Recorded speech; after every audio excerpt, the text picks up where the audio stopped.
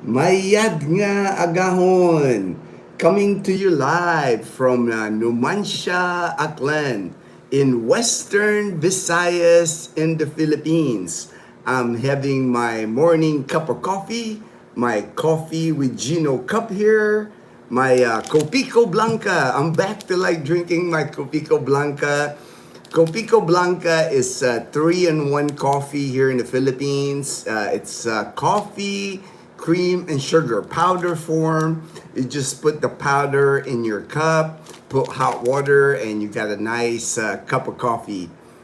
Yo, yo, yo, yo, yo, yo, Tim, my good friend in Las Vegas.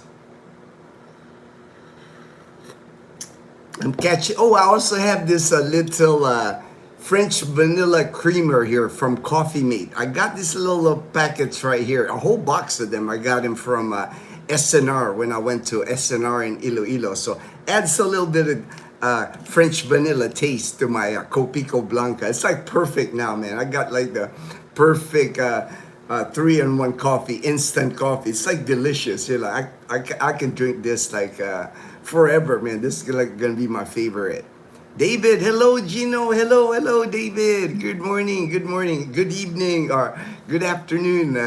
Thank you for joining the live stream. I got my Dodgers, my Dodger hat, man. It was just an unbelievable game for us Dodger fans. It's the greatest game ever for Dodger fans. I mean, I can remember Kurt Gibson's home run in '88. You know, that was game one.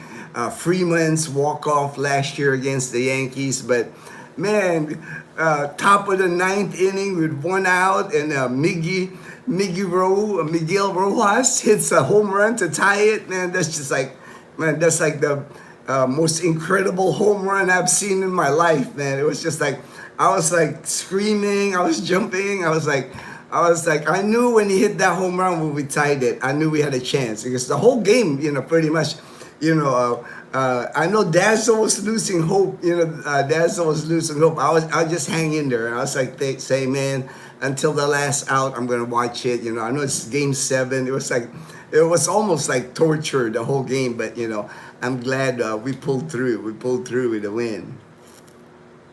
Helen, it goes, sorry about my Dodgers. LOL, hey man. It was just, man, that was the greatest game ever, man. I cannot remember watching a better game in my entire life. That's like any sports. I can't even, you know, it's like it's so many highs, so many lows. I mean, bases loaded for Toronto, 1 out. I mean, just like craziness, you know.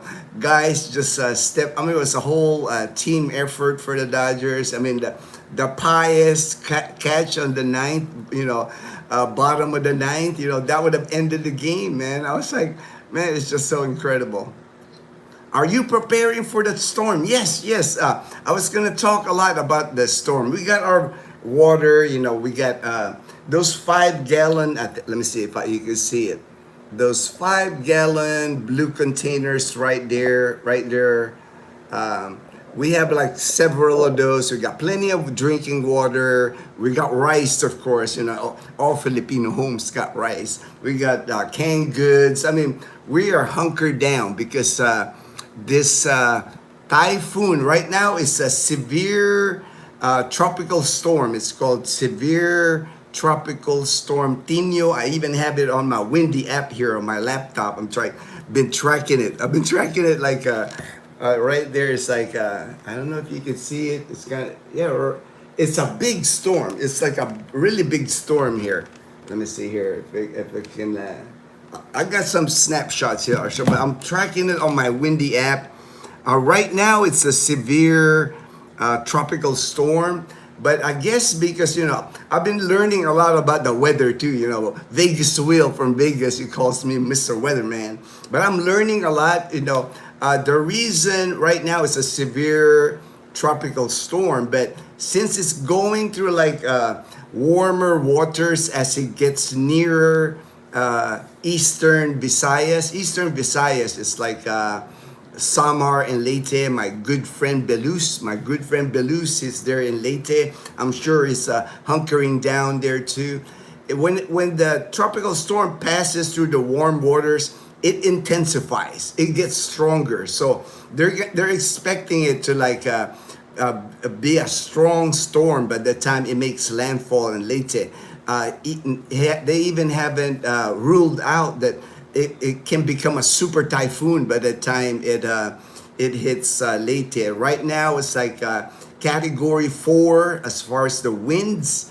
And category 4, we only got category 5, the highest. So it's 4 already right now. So man, it's gonna be a scary, hopefully it doesn't turn into a super typhoon. The next 24 hours, we will find out.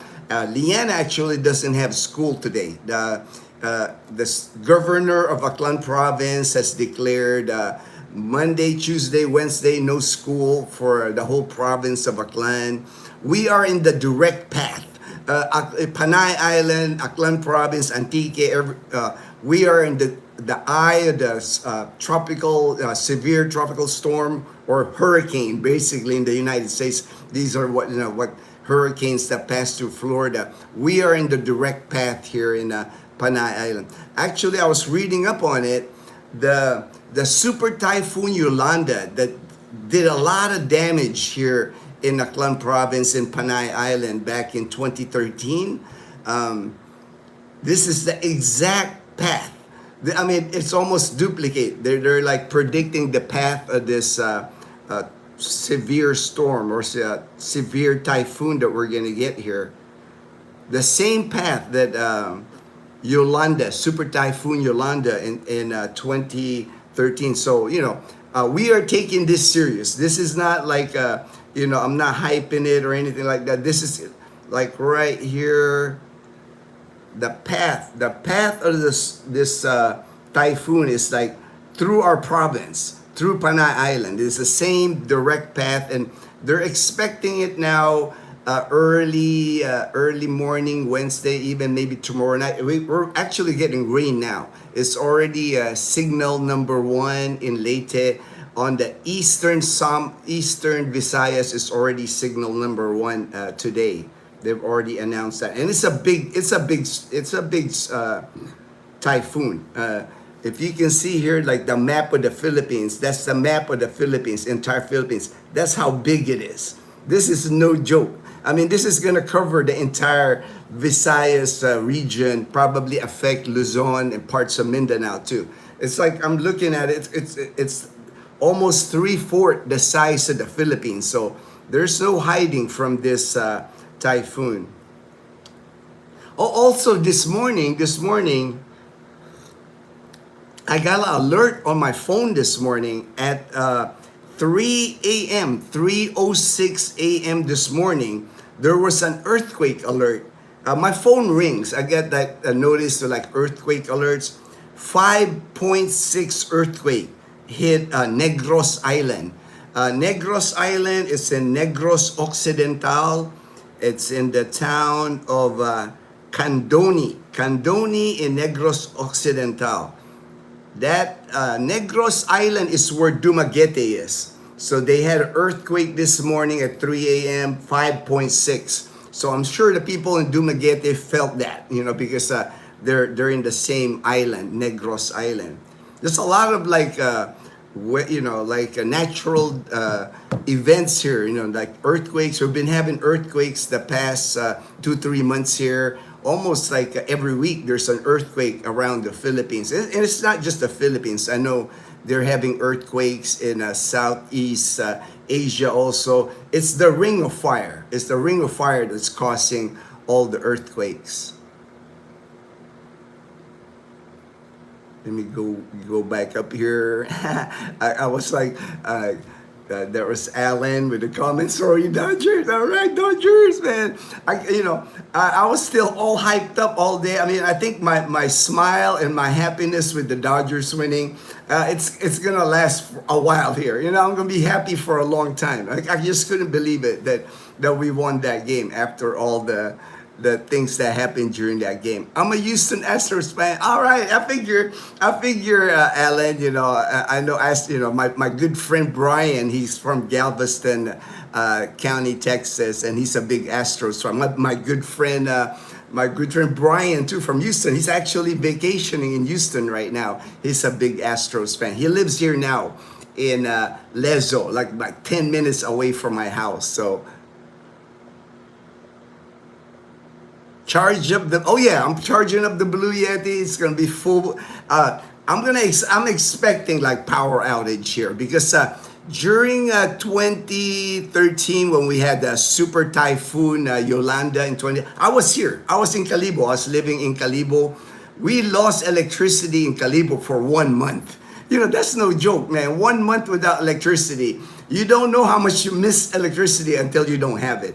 I did buy a little generator back then. It's a gas powered, but it was a pain like maintaining that little gas powered. So I gave it up for the Blue Yeti here. I prefer the Blue Yeti because I was using the gas powered mini generator just to like power my charge up my laptop, my gadgets, because during that 1 month of no electricity, I was going to school at STI College Calibo, and they still didn't cancel school. I mean, we were going to school in the college, no AC, no electricity, and we had classes. I mean, it was like a sweat box in those classrooms. I remember. If it were me, I'd make reservation a GQ Plaza for a night or two in the case of power goes out.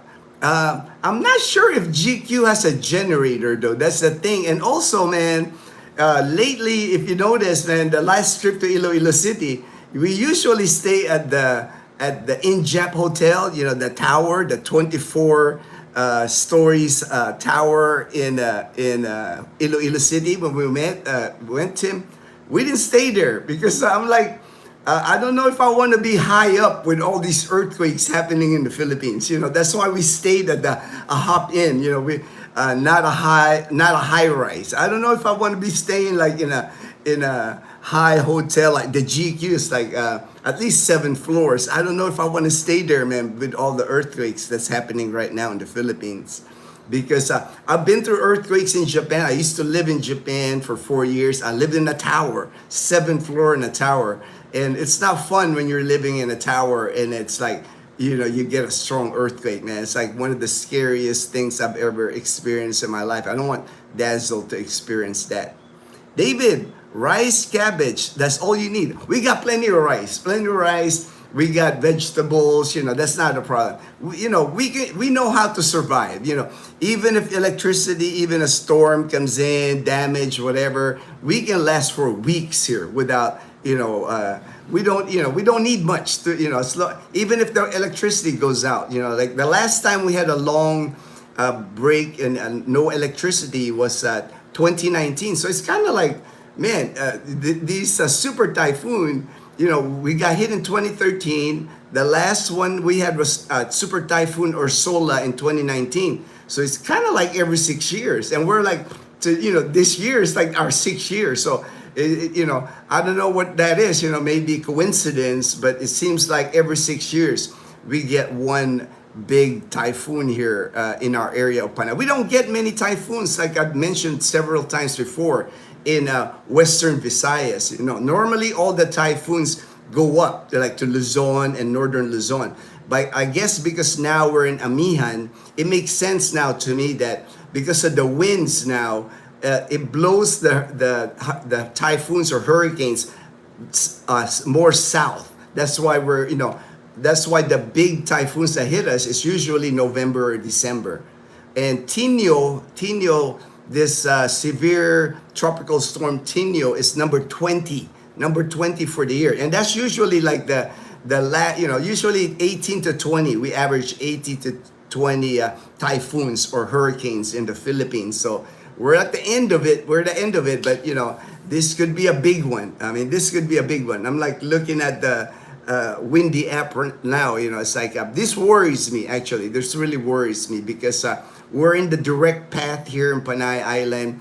I hope people here, the governors, no classes the next 3 days. And I hope everybody's heeding the warning from our governor, from the local officials here, because this could be something big, that can happen. This is kind of like I'm getting the feel of like 2013 with Super Typhoon Yolanda. And I don't know if you know the history of Super Typhoon Yolanda when it hit Tacloban in Leyte.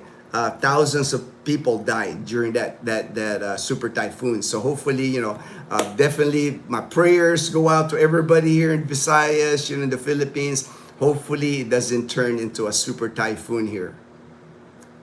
Shout out from Ireland. Shout out from Ireland. Calculating. Oh man, you must be a math person. Calculating. All right. JP, good morning, Ginno and everyone. Good morning, JP.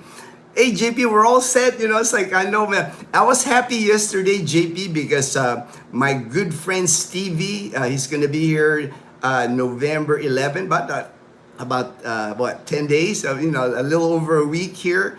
And I secured him a studio apartment. He's really happy. Got him a studio apartment in the Caticlan area by the port area too. So he'll be near the water. His studio apartment, really nice. It's like I'll film it when he moves in there. It's small. It's not big, but it's got a hot shower. It's got inverter AC. Nice size kitchen for a studio apartment, a full stove area and nice kitchen. Even my friend Gray was saying, man, that's bigger than my kitchen. He says that's bigger. But he's really happy. It was 8,000 pesos. He did need to put a security deposit of like 10,000 pesos. So 18,000 pesos to move in. And I sent, my friend actually owns the place, Maricel. So I sent her the money yesterday. So he's good to go. It's like, I'll pick him up at the airport, November 11th. I think he gets in early, like 8 a.m. or something, but no problem. And then I'll take him to his new place. He's really happy. It's like, that's a pretty good deal, man. It's like 8,000 pesos for a furnished studio apartment in Caticlan by the water. That's like $135 a month. It's like, I don't think you can find apartments like that in the U.S. I know that. That's why he's so happy that he got that apartment.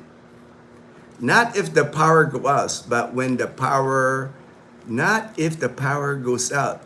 Oh yeah, I know, right? For the GQ Plaza, I don't know. I'm not sure if they have. I'm not sure if they have a generator. I would think they would, but you never know here, Tim. It's like you never assume anything here in the province. You're thinking like, oh, they should have a, in Boracay even, right? Hotels in Boracay, you're thinking like, oh, all the hotels in Boracay should have a generator, and then you find out, oh, they don't have a generator. It's like I would check, right? I would check first.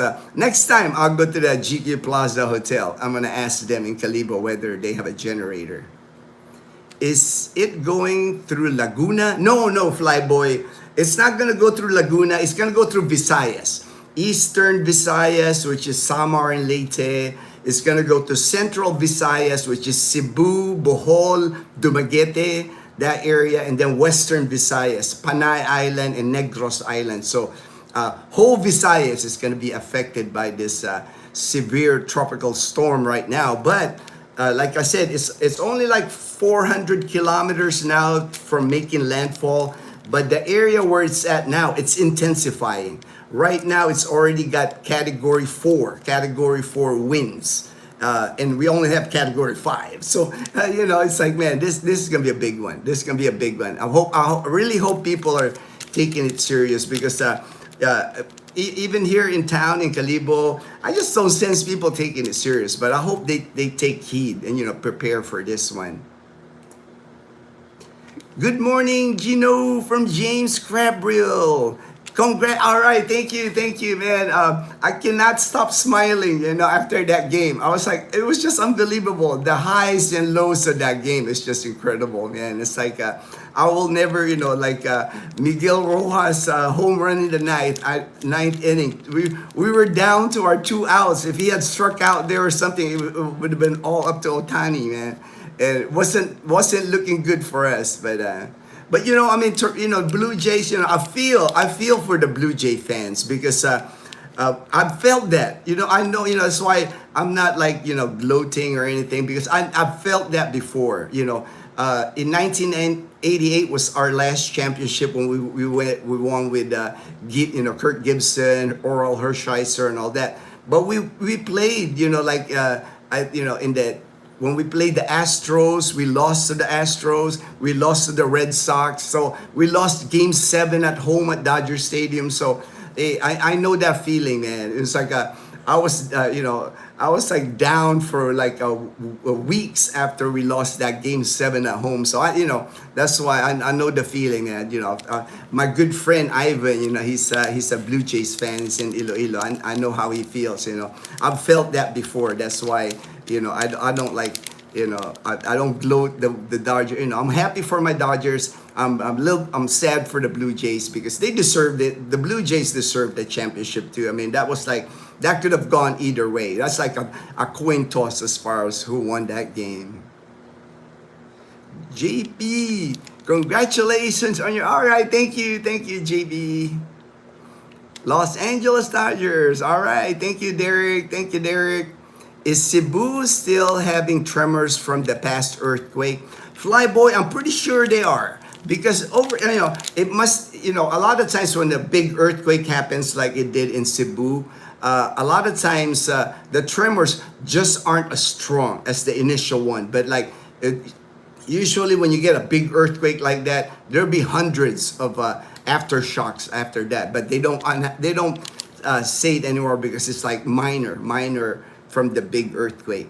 Typhoon, yes. Right now it's called the Severe Tropical Storm Tino. Tino. Tino, kind of like Ginno, Tino. Tino. John Vasquez. All right, John Vasquez. Not as strong as, no, it's not as strong as Yolanda. Yolanda was a super typhoon. Right now it's just a severe tropical storm. But like I said, it could change within the next 24 hours to 48 hours because what's happening is the typhoon, it's going into like warm waters right before it enters eastern Visayas. So that's what it's already picked up, from when it was 1,000 kilometers away, it was just a tropical depression. Like the winds were only like 85 kilometers per hour. It's already at 135 kilometers per hour right now. And it's traversing through like that warm area. And I guess, I'm not a meteorologist. I'm just learning as I go. I'm watching Windy app. As they say, when it crosses like warmer waters and warmer temperatures, it intensifies. So they are expecting it to intensify. Like I said, it's already category 4 winds. And here, we're used to rain here. I mean, it's raining right now. It rained last night. We're used to rain here. The thing that worries me here is the wind.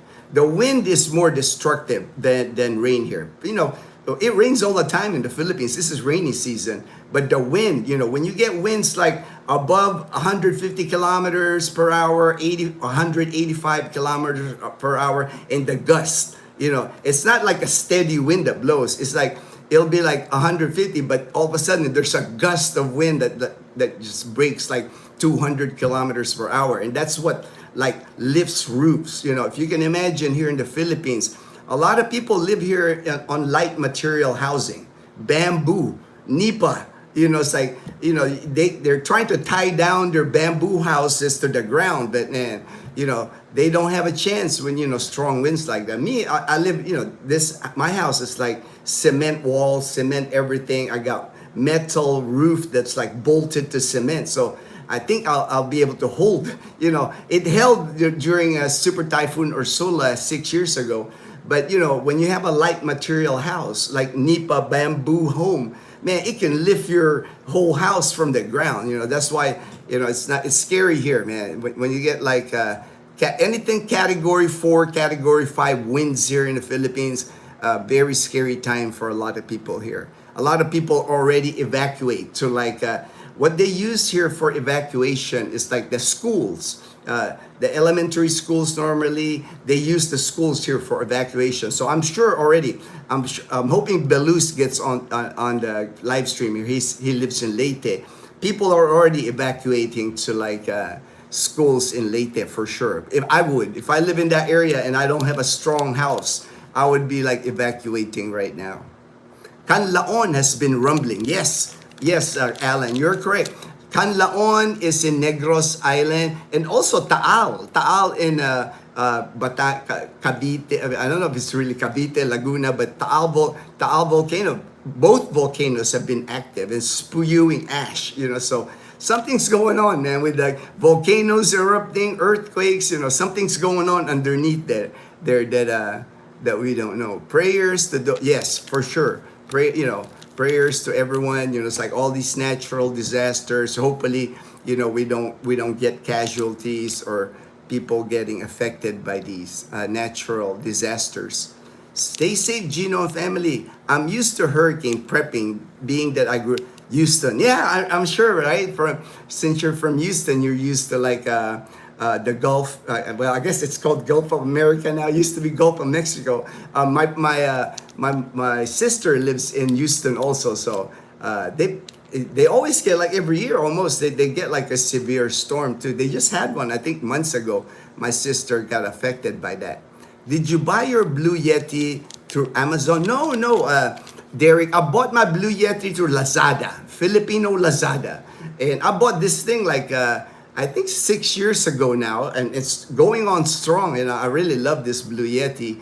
And I paid, at the time, like 19,000 pesos. So or a little over $300 that I paid for it. But now I know the prices have gone down because there's more of it now. I don't even need to buy it at Lazada now. It's like I can go to like there's a place now here, Wilcon Depot, a hardware place, and they have other brands. It's not Blue Yeti, but they have other brands now, bigger than this one. So when this one dies, eventually I think it will die because I've had it for 6 years. I don't know what the life expectancy is for the Blue Yeti, but when this one dies, I'll buy a bigger one, because they've gotten cheaper now. I might even buy the solar panels, the foldable solar panels that come with it.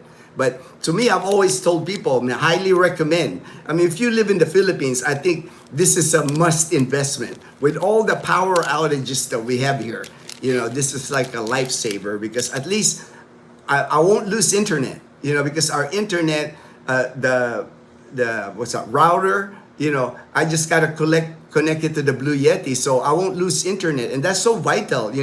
When electricity goes out, you still want to hear the news. You want to look at Facebook. You want to like find out what's going on in the different area. It's, to me, losing internet would be just as bad as losing electricity because you don't know what's going on. You don't know where the typhoon is now. You don't know, if danger's coming your way, if there's a flood coming your way or something. So highly recommend. Definitely a must-have, I think, if you're gonna live here in the Philippines. Is one of these power banks, big power banks to support your. To me, they're just more affordable. I'm actually looking at solar, but not for my entire house. I got a tiny house here, but just enough, maybe about 400 or 500 watt panels, solar panels, and just inverter. I've been watching. I watched my friend, thriving Philippine expat in Masbate City. He's got his whole house running on solar power. But I just need something. I'm thinking,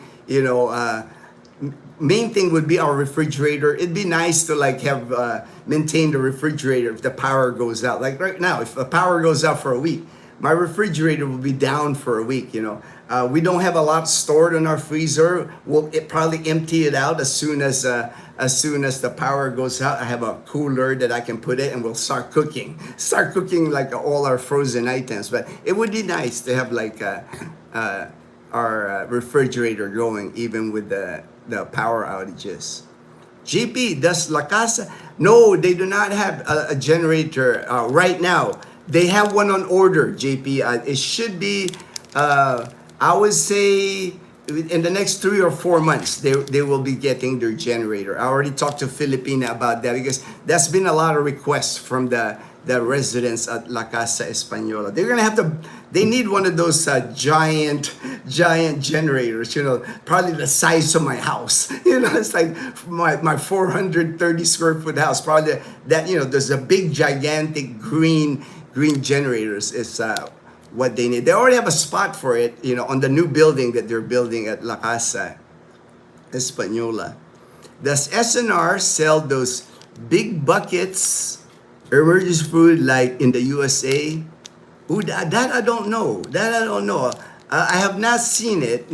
My several visits that I have to SNR, I have not seen big buckets of emergency food. Here in the Philippines, so people in the Philippines, everybody here is used to eating canned goods. I can't, there's not a home here in the Philippines where you go to a Filipino home's house, they're gonna have like pork and beans, corned beef, tuna, all houses here has canned goods. We're used to eating canned good products here. So I think that's the main thing. Between the canned goods and then the rice, and there's eggs here. It's like we don't refrigerate eggs here. So even after a typhoon or whatever, I can walk to the public market and somebody will be selling eggs. Eggs are like bountiful here. So you're not gonna go hungry. Yeah. Even if it lasts a month, you'll survive. So, like I did, back in 2013, I survived like 1 month without electricity. Good morning, James. Hey, James. James and Karen Adventures. My good friend James and Karen. Their channel right there. James and Karen. I'm gonna hopefully see them today. I'm gonna see them today. We're hanging out today. So we'll see them at 11 a.m. There's no rain yet here. Earlier it was raining. Now it stopped. It stopped raining. It might rain throughout the day. I'm expecting the rains to come probably early Tuesday morning, tomorrow morning, not today. We'll get our usual rain here in Numancia and in Calibo, but it might even I don't see the sunrise, but at least it's not like dark like start to rain, torrential rain here. Hello, J&K. All right. Yes, GQ has a generator. At least they did. All right. Good team. It's like they have a generator. I would think they do because they have an elevator. It's really fancy. So 5 floors at the GQ. All right. James and Karen. All right. John Vasquez. All my Panay. Hey, Daniel. Good morning, Daniel. Panay Posse Brothers.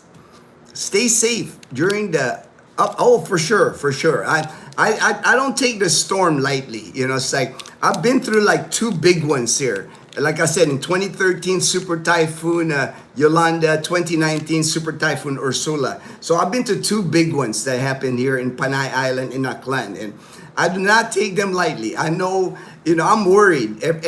I'm not worried so much when the typhoons are July to October, because those the ones that worry me is like November typhoons and December typhoons, because that goes through here to our area, because of the Amihan, the way Amihan winds, it pushes down the typhoons to our area. Usually it goes northwest, but because of the winds, the Amihan winds, it brings it down into our area. It's like we're in the direct path right now of this typhoon, hurricane type typhoon that's coming our way.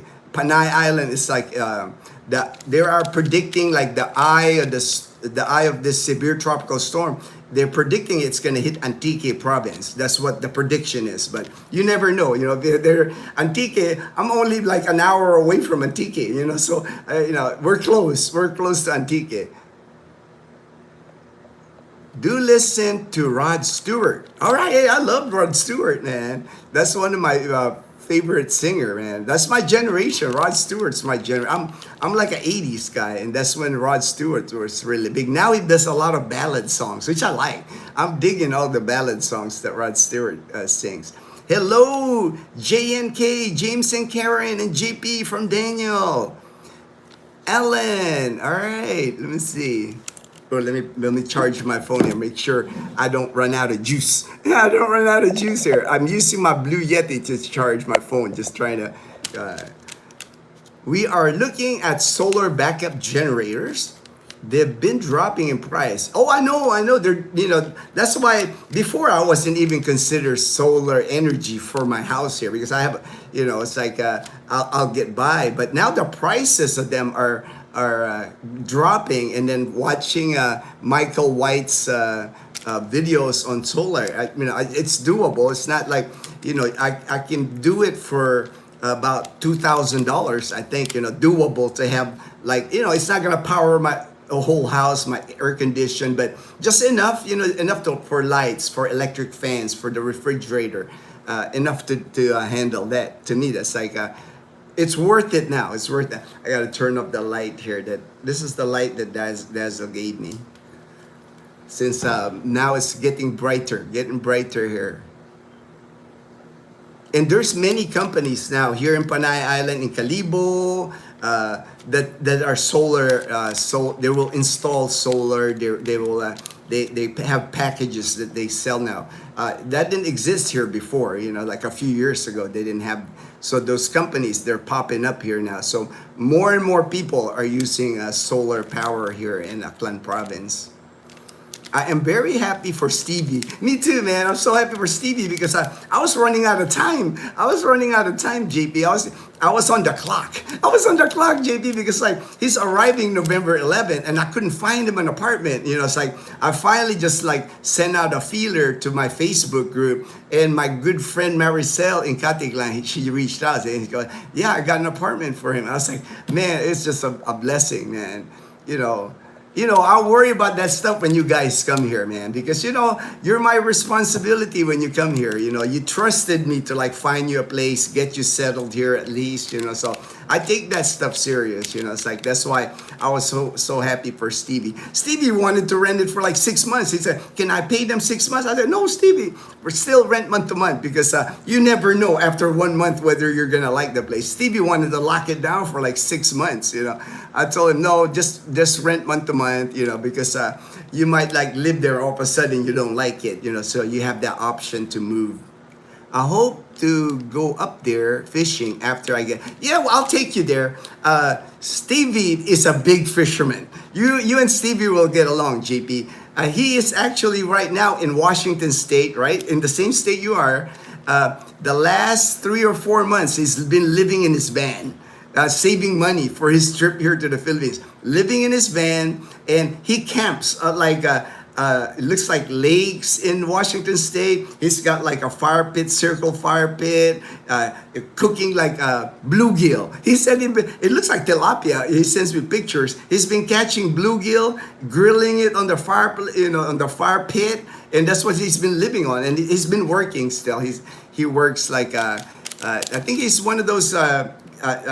He sent me pictures before when they have construction on the road. He wears that vest and the yellow hard hat so to make sure all the traffic is flowing well, like a safety guy.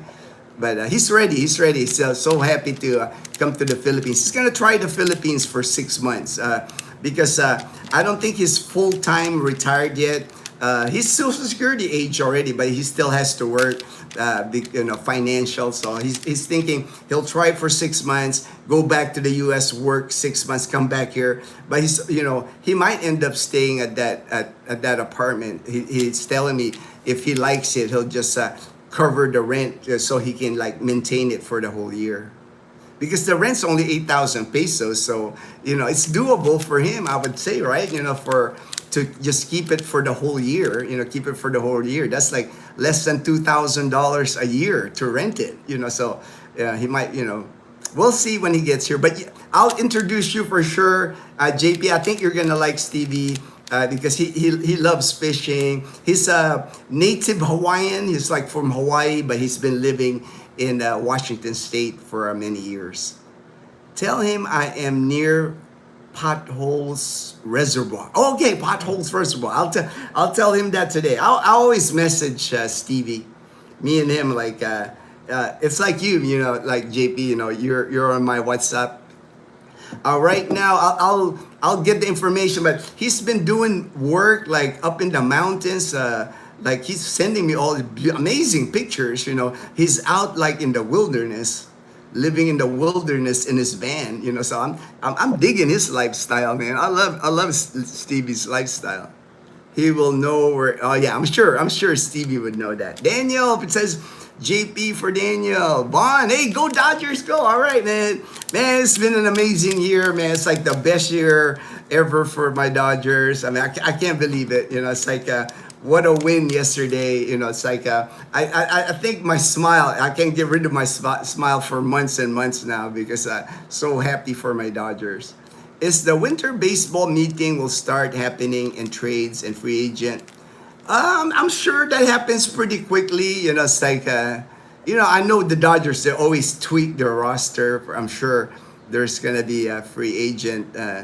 I know there's like talks about, I think after the 2026 season, I think there's a chance for a baseball strike or lockout. Hopefully not. You know, it's like, doesn't make any sense because right now, I think baseball is peaking. It's at its peak.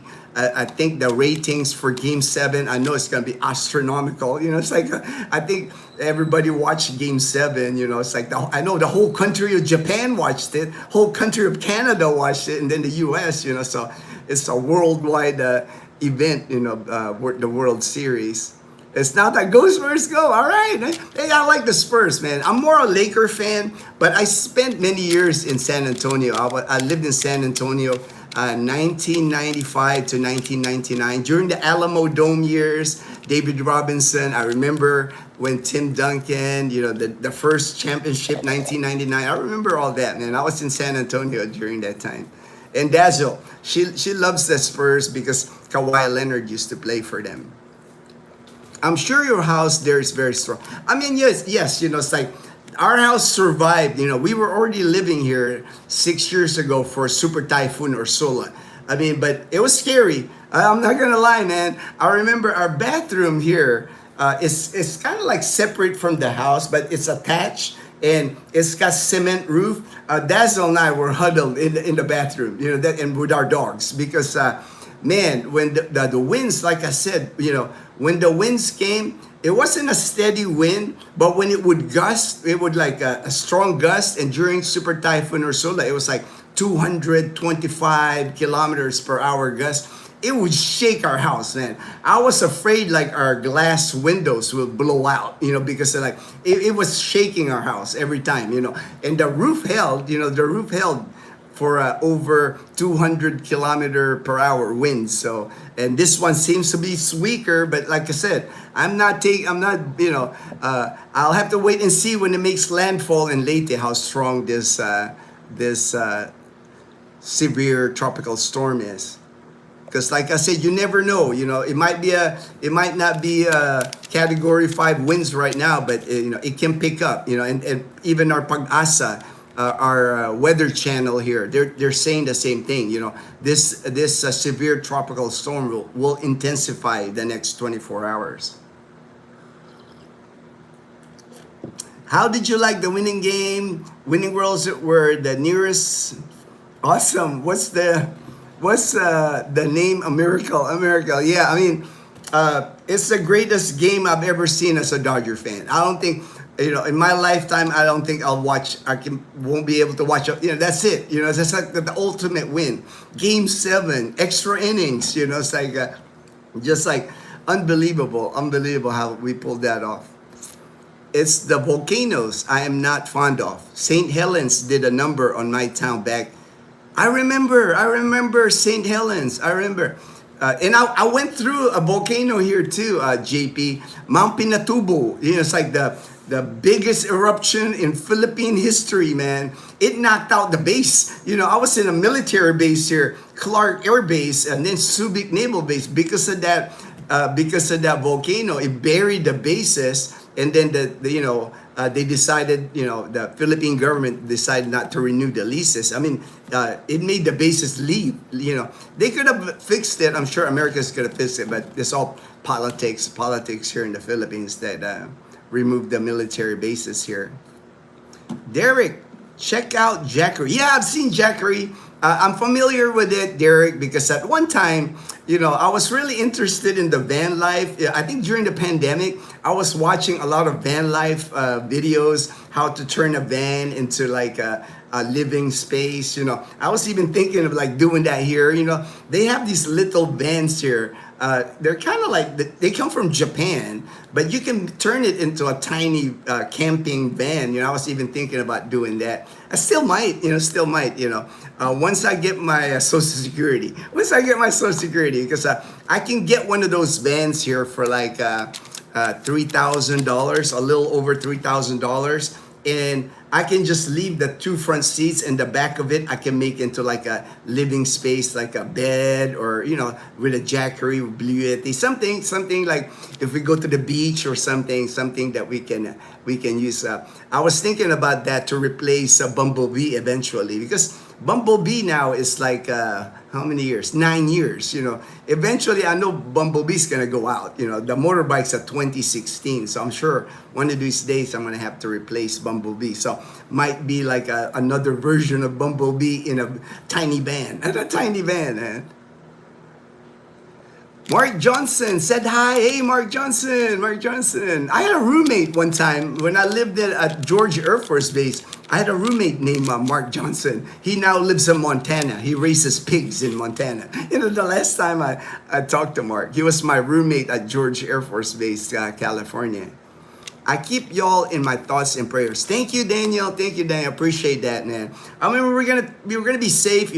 Like I said, worst comes to worst, if we get like hurricane type winds, we got our bathroom here that's like it's almost like a shelter, because it's surrounded by cement. The ceiling is cement, so even whatever happens to the roof of our house, we have like a secure area in our house here. Spam. Oh, I know, right? We got spam. I know we got spam, man. And there's now a Filipino version of spam. There's like Pure Foods. It's the exact same spam. It's like when you open the spam and the Pure Foods version, it's like comparable. I can't even tell the difference. It even tastes the same, The Pure Foods one's less, of course, a little cheaper than the spam. But Filipino homes, it's hard to find a Filipino home without spam in it, Pinay, hard. Hello, Ginno hello, all right, from Oceanside. I know where that is. I know where Oceanside is.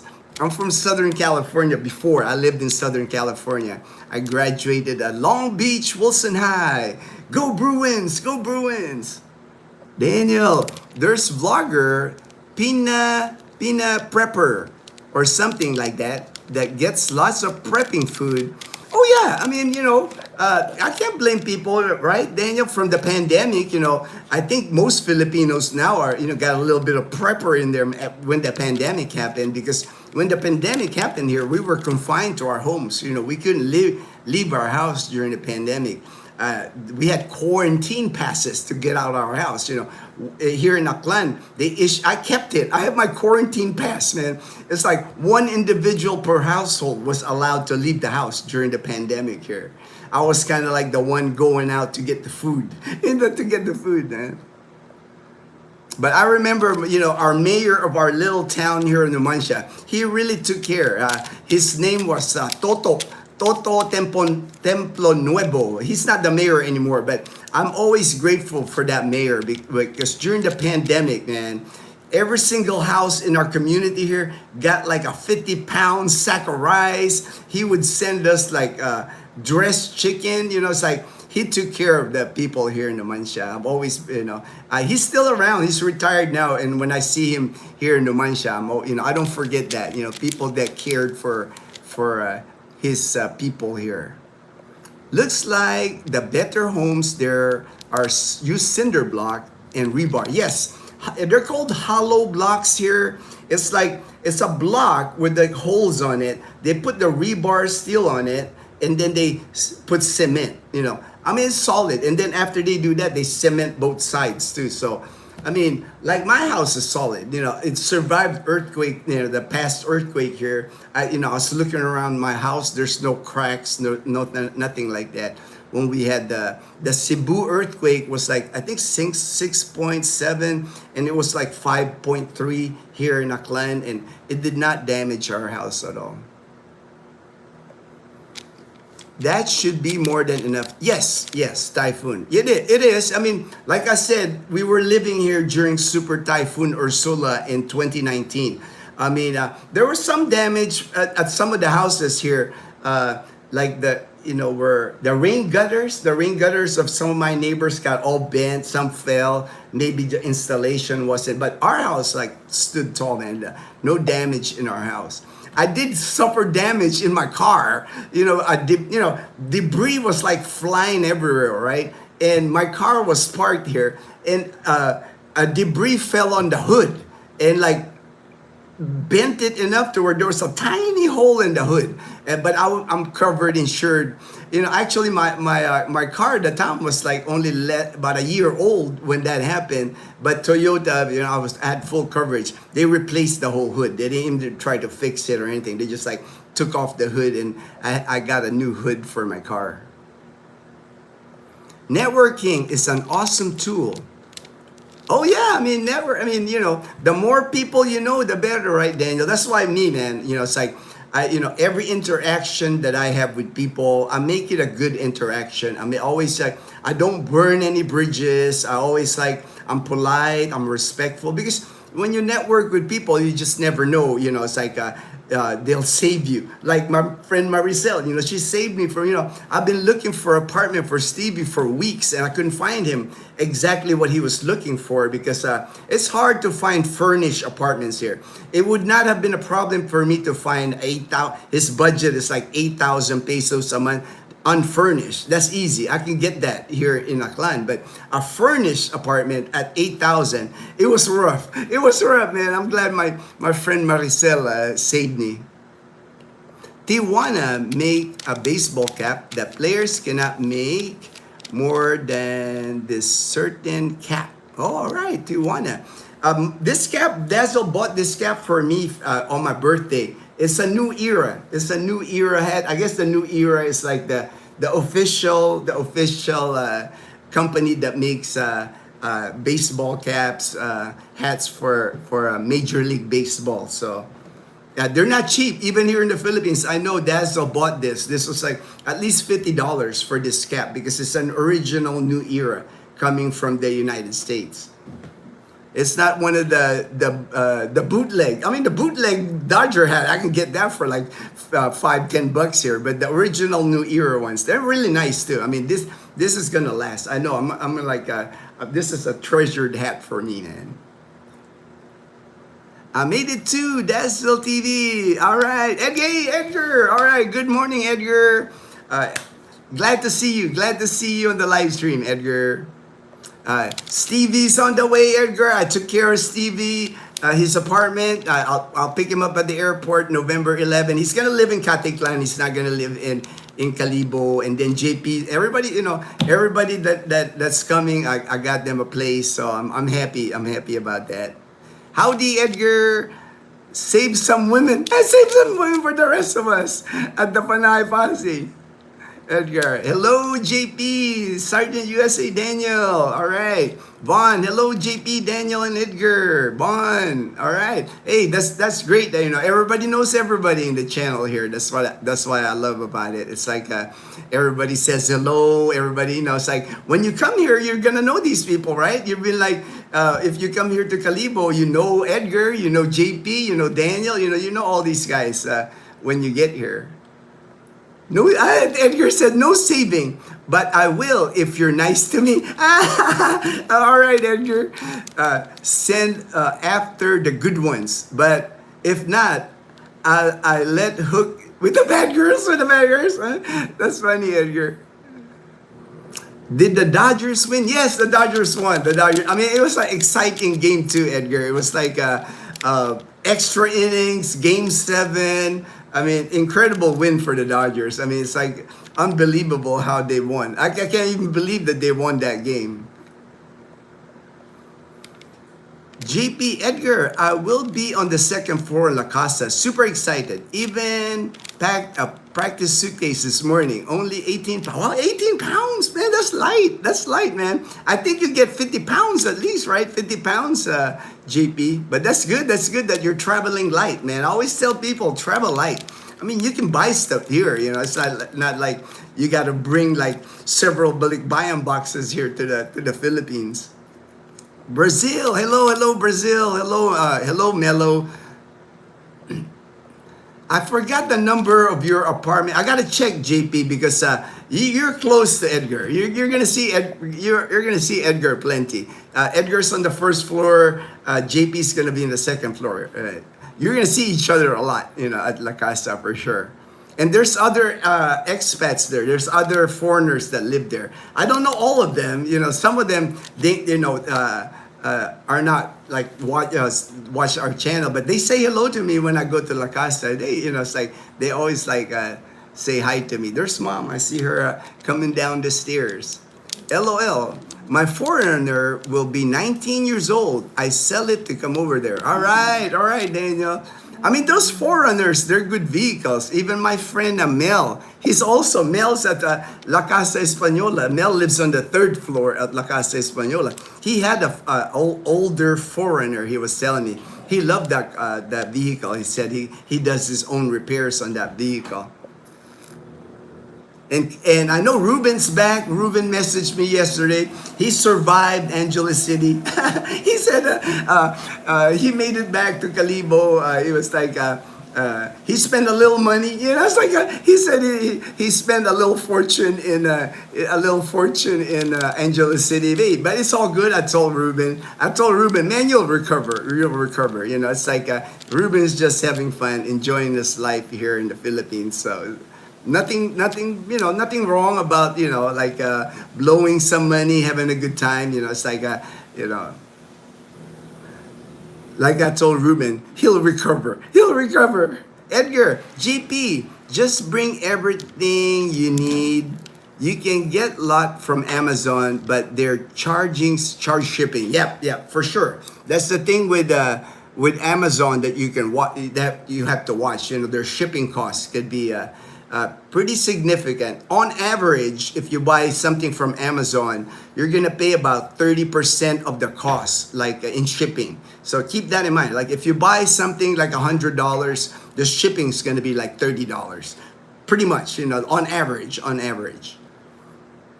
Edgar, the talk in the chat is you are finding lots of pretty Filipinas. I'm not gonna say anything. I'll leave it. You know, I'm gonna leave that for Edgar. You know. He's not having any trouble. I'm going to put it that way. Edgar's not having any trouble meeting Filipinas here. Edgar, JP, I wouldn't be doing anything like that.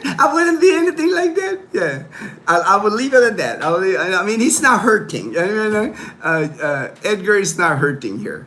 I am not in a hurry to find one. I want to get adjusted first. I have watched about dozen Dazzle TV on Calibo this weekend. All right, JP. I mean, pretty soon you're gonna see it in person, man. That's good. I'm excited for you. You know, it's like we're gonna have fun when you get here, JP.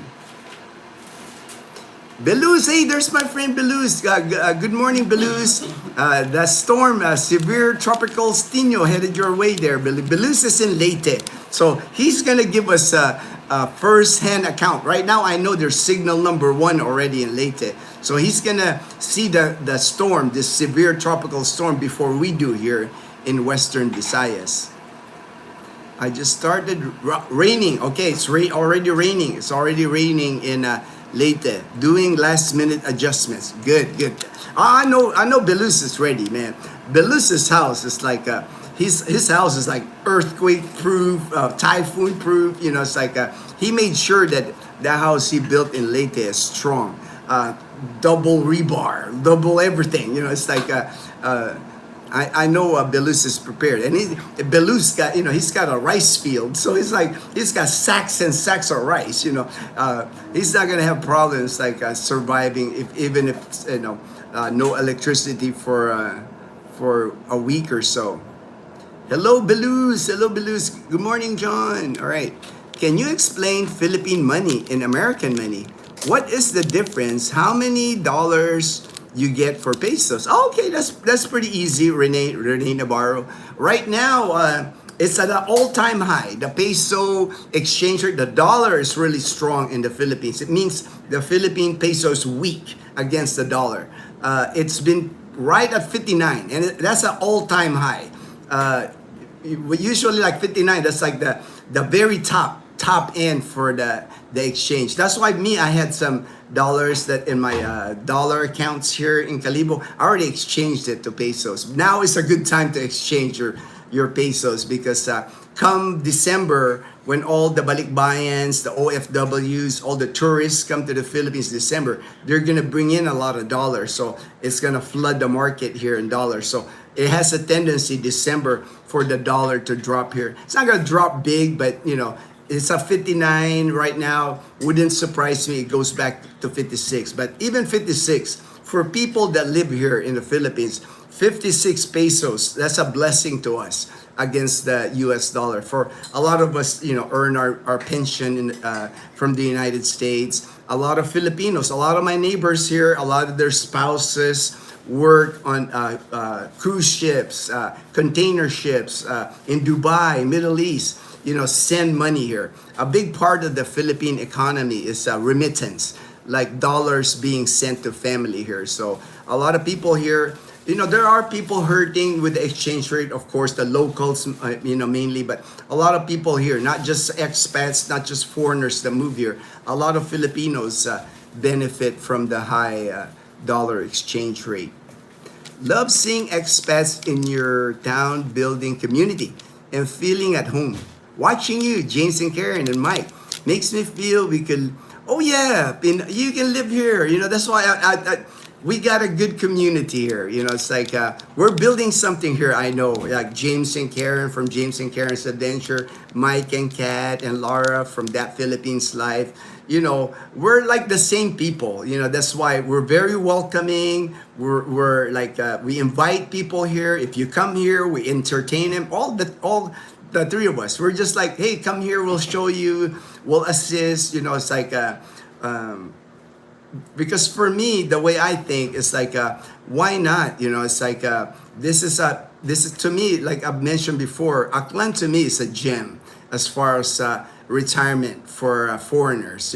You will find a good life here in Aklan province, peaceful life, a peaceful, quiet life here in Aklan province. It's not a city here. We don't have a single city here in Aklan province. It's basically 17 municipalities, 17 towns, but any of the towns here in Aklan province. I know a friend of mine, Gary, he's looking at Altabas, right at the border of Capiz, near Rojas, near Calibo, about halfway. There's just places here where if you're looking for that quiet, peaceful life, provincial life, man, this place is perfect. It's like people here are kind, people here are humble. The people here in Aklan and in Panay Island, most of the people here, they're not into like material things. It's not about having the biggest house here. It's not about having the most expensive vehicle, keeping up with the Joneses. People here in our province, people here are like farmers. People here are fishermen. They're happy that they're able to get their crops or their fish from the ocean. They bring it into their family. That's the joy that they're proud of that what they do. It's not like it's a different vibe. That's why I tell people, I understand not everybody can live in the province. I understand people, that prefer the city, the luxury, the conveniences of a condominium in VGC. Hey, I get that, air conditioned all the time, living, having Starbucks on the first floor, right? I understand that. But if you're looking for a more quiet, peaceful life, man, Panay Island will hit the spot for you. You're gonna enjoy it here. No traffic here. It's like if you're one of those Harley Davidson, if you're one of those motorbike people that just ride their motorbike without a helmet. Without a helmet, you can ride your motorbike in flip flops, in shorts, without a helmet. Live free. You can do it here in Panay Island. They would not give you a hard time here doing that. Good morning. Hey, good morning, Fortune. Yeah, Fortune and I were texting during the game, and I was texting with Fortune. He was like, "Man, it's like, I think I told Fortune when Muncie hit the home run to like we were only down one, going into like I think the eighth inning. I was saying Fortune, hey, we got a game here, Fortune. It's like we're still in this game. We're not out of this game yet. Typhoons are inevitable in the Philippines. Correct. Acera Sports. All right. Did that ever come into consideration when choosing a location to live? I heard Southern Mindanao and Palawan are safe locations. I would just me now. It's like I'm Filipino, I'm American, I'm Filipino. I would never live in Mindanao. I do know, there's Davao, I know Cagayan de Oro. There's safe places. I know becoming Filipino, Kulas, he lives in Mindanao, but for Filipino man, Mindanao is just not my cup of tea. My cup of tea because the U.S. Embassy, the State Department, has an ongoing warning for people living in Mindanao. So I'll leave it at that. Not my choice. Now Palawan, it's like the thing with Palawan. You're out there. Palawan is like a separate island. It's part of the Philippines, but. There are places I'm sure like Puerto Princesa, that more. But if you're like hospital wise, if you live in Palawan, you're pretty remote. If something happens to you there where you would need like a quadruple bypass or anything like that, they're gonna have to be flying you to Manila or flying you to Cebu. They just don't have the facilities yet in Palawan to like. If you got medical conditions. If something happens in Palawan, it will take you time to get to a good hospital.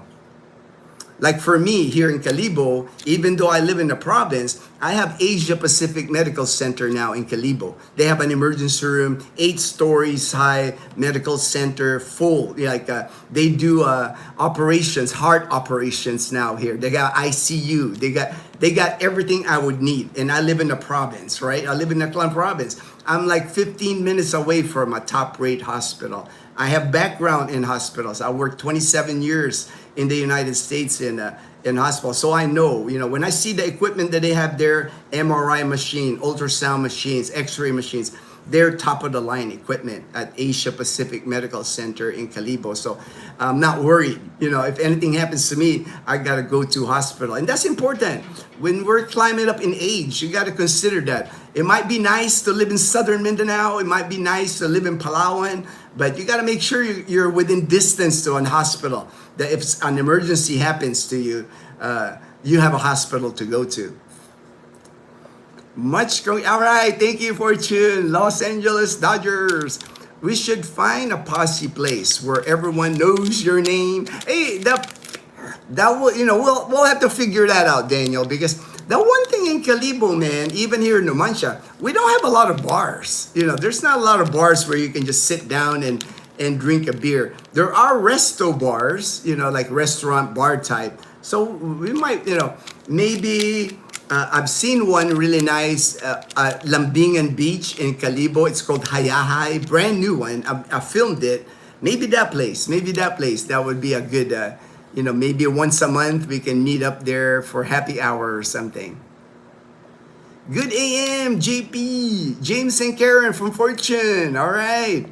JP, I will have to get a clicker to keep count of Edgar's harem. That's funny, JB. 8-Ball Tavern. Oh yeah, right. I didn't even think about that, Edgar. Thank you, Edgar. That could be our hangout. 8-Ball Tavern. I think you guys will like 8-Ball Tavern. It's in Calibo. It's right. It's the Vineyard Hotel. It's a pretty new hotel. About two years ago, they built that hotel, and they have the 8-Ball Tavern there.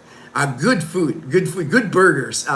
American style burgers, 100% Australian beef burgers, good sized burgers.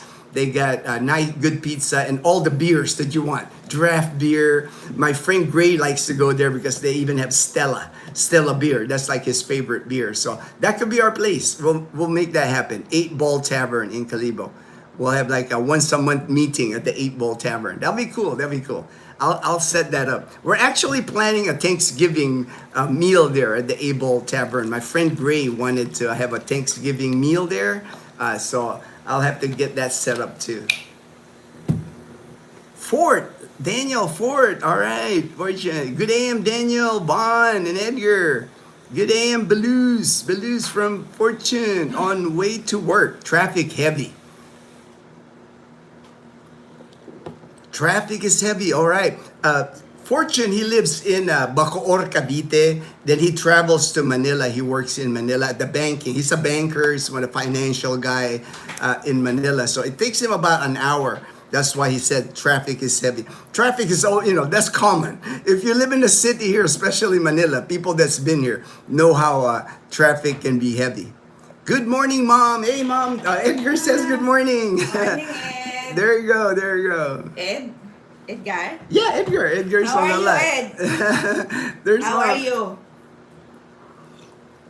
I'm sure he's good. I'm sure Edgar's back online, so I'm sure he's doing good. Fortune, I am ready for you to drop some great knowledge on us. All right. Is religion, man? Okay, Ellie. All right. We don't talk religion here, man. We don't talk politics here, Ellie. That's another channel, but our channel, I keep our channel politics, religion free. It's like it's just easier that way. No drama. Hey, how's it going? Congrats. All right, thank you, Canadian Gig. Thank you so much. Tourism play a key role, Ellie. All right. Yeah, right now, actually, tourism in the Philippines, it's hurting a little bit. It could be several factors. We're kind of like at the low end of tourism. It looks like I was looking at the statistics, like Thailand, of course, they're like top. Malaysia, even Vietnam. We're like at the low end of tourism here in Southeast Asia, because the one thing the Philippines, compared to other Southeast Asian nations, it's expensive here to be a tourist. It's like the hotels here, Airbnb, food is more expensive here than going to Thailand, Vietnam, all the other Southeast Asian countries, sir. So I know that's hurting. And then our infrastructure is not, less compared to those other Southeast. It's hard to travel in the Philippines domestically. Like even for me, I've been wanting to go to Surigao Island, Cloud 9. I want to see Cloud 9. I used to be a surfer, so that's one of the things I would want to see here in the Philippines. But for me, just to travel to Surigao, which would normally just be like from our province here, our island to that island, should be like an hour flight. I've got to go from here, Aklan, I got to fly to Cebu City. For Cebu City, I got to go to Surigao City, and then for Surigao City, I got to catch a ferry. It's just too hard for, I guess because, the Philippines, we're not like the other countries, right? They're attached to each other. They're attached to each other. We're like separated by all these water. So domestic travel is just hard to do here in the Philippines. I've even seen people online, they say, man, it's cheaper for me to go to Thailand, to go to Taiwan. It's cheaper to go overseas than to travel inside the Philippines. So you can't blame them. That's why now there's a lot of Filipinos that travel to other Southeast Asian countries instead of traveling domestic. And that's a big thing for Filipinos too. Fortune can tell you this. It's a big deal for Filipino to travel outside the country. That's kind of like, that's a status for Filipinos here. It's kind of like a bucket list checklist item to get on a plane to go to another country, to get your passport stamped by any country. It doesn't even matter what country you go. You can go to like Borneo. You can go to all these nearby countries just to get your that stamp in your passport that you're a world traveler. That's a big thing for Filipinos. I'm very hungry. Oh, hey, brother. I do plan on moving to Baguio 2027. All right. That was one of the places I was checking out to retire back in 2010. I did a recon of Baguio City because of the colder climate. It's like, you can't go wrong with the colder climate here in the Philippines. My budget will be, you have plenty of budget. If it's $2,000, that's plenty of budget in the Philippines, man. You'll be living good on that. For that area, the housing will be like your biggest expense anywhere you go to the Philippines. So it just depends on your like what type of housing you're gonna be comfortable with. You know, it's like I'm not familiar with the housing there, but even for Baguio City, you should be able to get, you know, maybe $300-$400 a month housing. Just depends on what you're looking for. That's a big touristy place here in the Philippines, so that's why I said around 300 or 400, because here in Boracay, big touristy place here in Aklan province, you can get an apartment $300, $400 in Boracay Island. We stayed there. Dazzle and I stayed in Boracay Island like for a month back June, and that's about how much we paid. It was like about $300 for our studio apartment. Good morning, Ginno, Dazzle, and all. LV, all right. Journeys in Bohol. Journeys in Bohol. Ted and LV there. Maybe we'll go live in Aklan province instead. Oh yeah. If you live in Aklan province, you're gonna live good here on $2,000. Trust me. I'm not lying about that. If you come here with $2,000, you will live well here in Aklan province. I mean, you can live in Boracay. You can, you know, there's New Coast Boracay if you want to live in a condo. There's housing here in the mainland Aklan. You know, you can afford. The one thing about Aklan province, I've traveled many places in the Philippines. So one thing about Aklan province, your cost of living, the prices of fruit, the prices of vegetables, seafood. Yeah, seafood. Half of Aklan province is coastal. You're gonna love the cost of living here. Now prices of eggs, you know, it's like you will live well here with $2,000. Belus, 3 years ago, built for this, we should be okay. I know Belus, man. I'm not worried about Belus living in Leyte, man. His house is like typhoon proof, earthquake proof. It's proof everything. You know, it's like Belus. I saw Belus posted on his Facebook, and I saw the pictures how when he built the cinder blocks, the hollow blocks. He like double rebar steel in there. I mean, there's so much steel in Belus's house, man. That's almost like a bomb shelter the way Belus built his house. More worried about our dogs, for sure. We have over 160 kilo. I know Belus has these stacks of like sacks of rice behind us. Like he's got this TV. He's got at least I would say like 25, 50-pound bags of rice. So he's not gonna get hungry. I know Belus is not gonna go hungry. Our valley will eat regardless, and house is open. Free phone charging. Yeah. I mean, Belus does so much for the community there. Belus hires people in Leyte. He does so much, you know. That's why I have mad respect to my brother Belus, you know. Many expats here. You know, of course, you see a lot of expats get in the news here, the negative, right? The negative always outweighs sometimes, you know, like the positive. But like, there's plenty of guys here like Belus.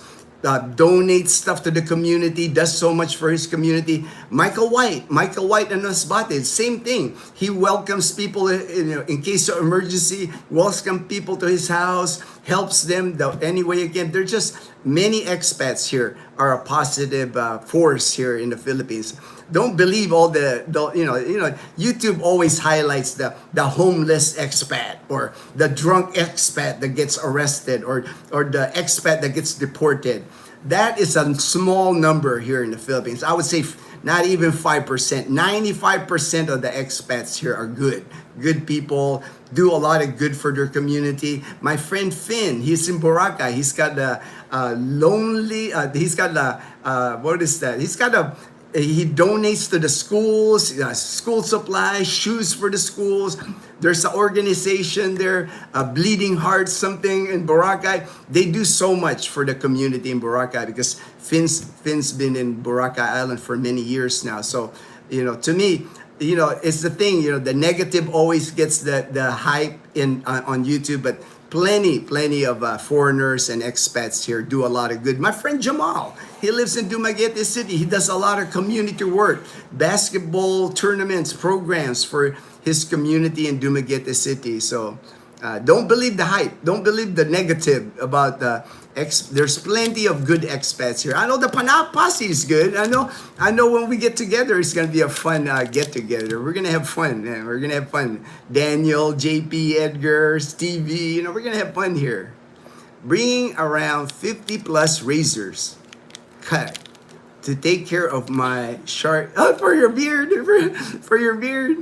I can never grow a beard, man. It's like I shave maybe once every 3 or 4 days, man. I can't grow. I'm like, I guess I'm not one of those. Plus, I like to be clean cut anyway. It's like my hair. I like my high and tight. I always shave whenever I need to shave. I speak Tagalog and have lived in the city all my life. Aside from English, is it easy to communicate using Tagalog? Oh yes. I don't speak Aklanon. I speak Tagalog. So everybody that I talk to here, I just speak Tagalog. It's like there's not a Filipino that doesn't speak Tagalog, especially here in Aklan. I mean, you'll feel like sometimes, like when I was going to school, when I was at STI College Calibo for 4 years, all my classmates mostly were from Aklan, from Antique. It's like, so I would hear like them speaking Aklanon, but I picked up some words, but it wasn't a big deal. The minute I speak to them, I'll speak Tagalog. They reply back in Tagalog to me. It's already like a plus for you that you speak Tagalog. You're already ahead of the game because you know how to speak Tagalog. Is 2,000 good enough for Aklan or Baguio? Are there places to go fishing in Panay Island? I love fishing. Oh yeah, I mean, like I said, man, half of Panay, we're surrounded by water in Panay Island, man. It's like you can't go like 30 minutes here. We're anybody here in Aklan. We pretty much all of us live within 30 minutes of a beach. I live like maybe 15 minutes to a beach. There's so much water in Panay Island. And there's lakes even. There's rivers. Aklan River is massive. There's like in Iloilo, I know there's several lakes there where you can go fishing. Fishing is not a problem if you go to Panay Island. That's going to be the last of your problems as far as... now, Baguio, I'm not sure what kind of fishing you're going to be doing up in the mountains. I know they do have a Buram Park. They do have a lake-looking thing there, but definitely a lot more fishing, I know, in Panay Island than you would have in Baguio. Baguio, to me... I'm not dragging on Baguio or anything. Like I said, that was on my top 3 before I retired here. And I've visited Baguio. I've taken Dazzle there twice. We've been out to Baguio. To me, Baguio, it's not the same Baguio that I remember back in the 70s when I left the Philippines. To me, Baguio it's become too big. It's a city. It's Baguio City. They got SM Mall. There's traffic in Baguio City. If you got to go from Buram, I actually drove there with our car when we went to Baguio City. 1 week we spent in 2022. Dazzle and I spent a week in Baguio. And I just decided to park my car at the Airbnb and we just rode jeepneys because there's no place to park. If you're going to the public market area, the big public market area, Buram Park, SM Mall in Baguio, there's no place to park. It's like so many tourists there. I couldn't find anywhere to park, so I ended up just parking our car in our Airbnb, and we would take a jeepney. I have videos of it. If you look at my playlist of Baguio City playlist, you will see how. And that's 3 years ago already. I mean, Baguio is just, to me, another city. It's gotten too crowded. It's like, and it's not even cool. I mean, it's cool, but it's not cold anymore. I was wearing shorts and flip-flops the whole time I was in Baguio. I didn't even need a jacket. I was wearing t-shirts. It's cooler because it's up in the mountains. I do like Baguio because of the coffee. I mean, they got some of the best coffee in Baguio. Benguet coffee, locally grown. And then they have coffee shops everywhere. And then when you sit at the coffee shops, you get amazing view, cooler air.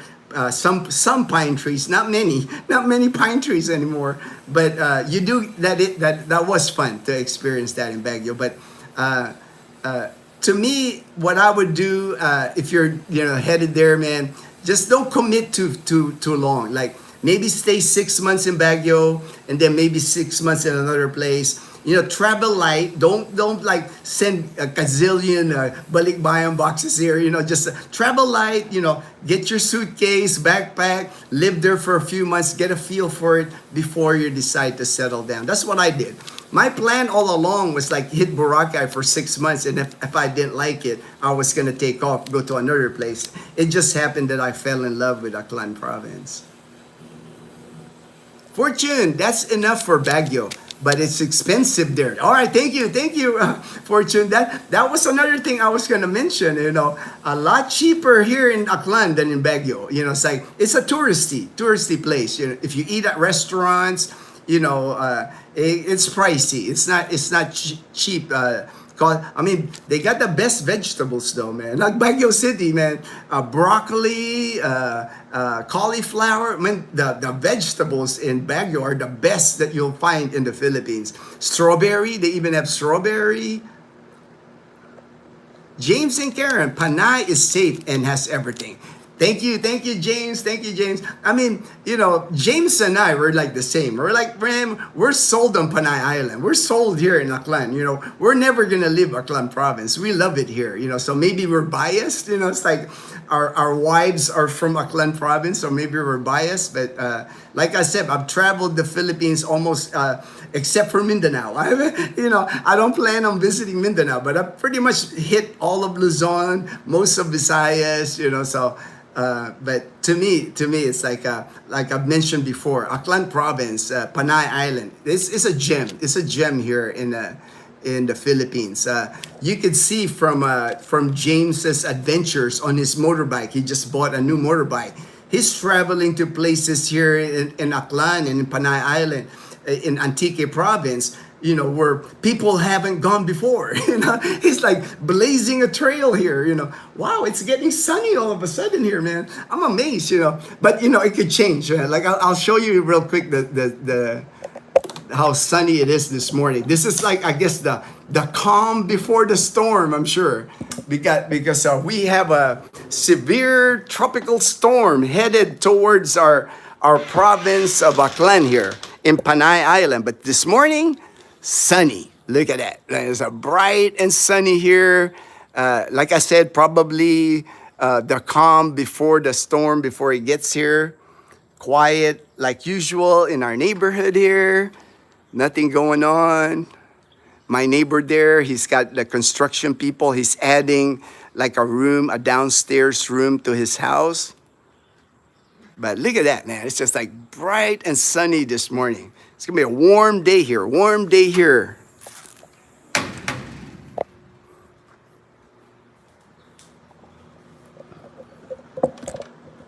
Put back my phone here.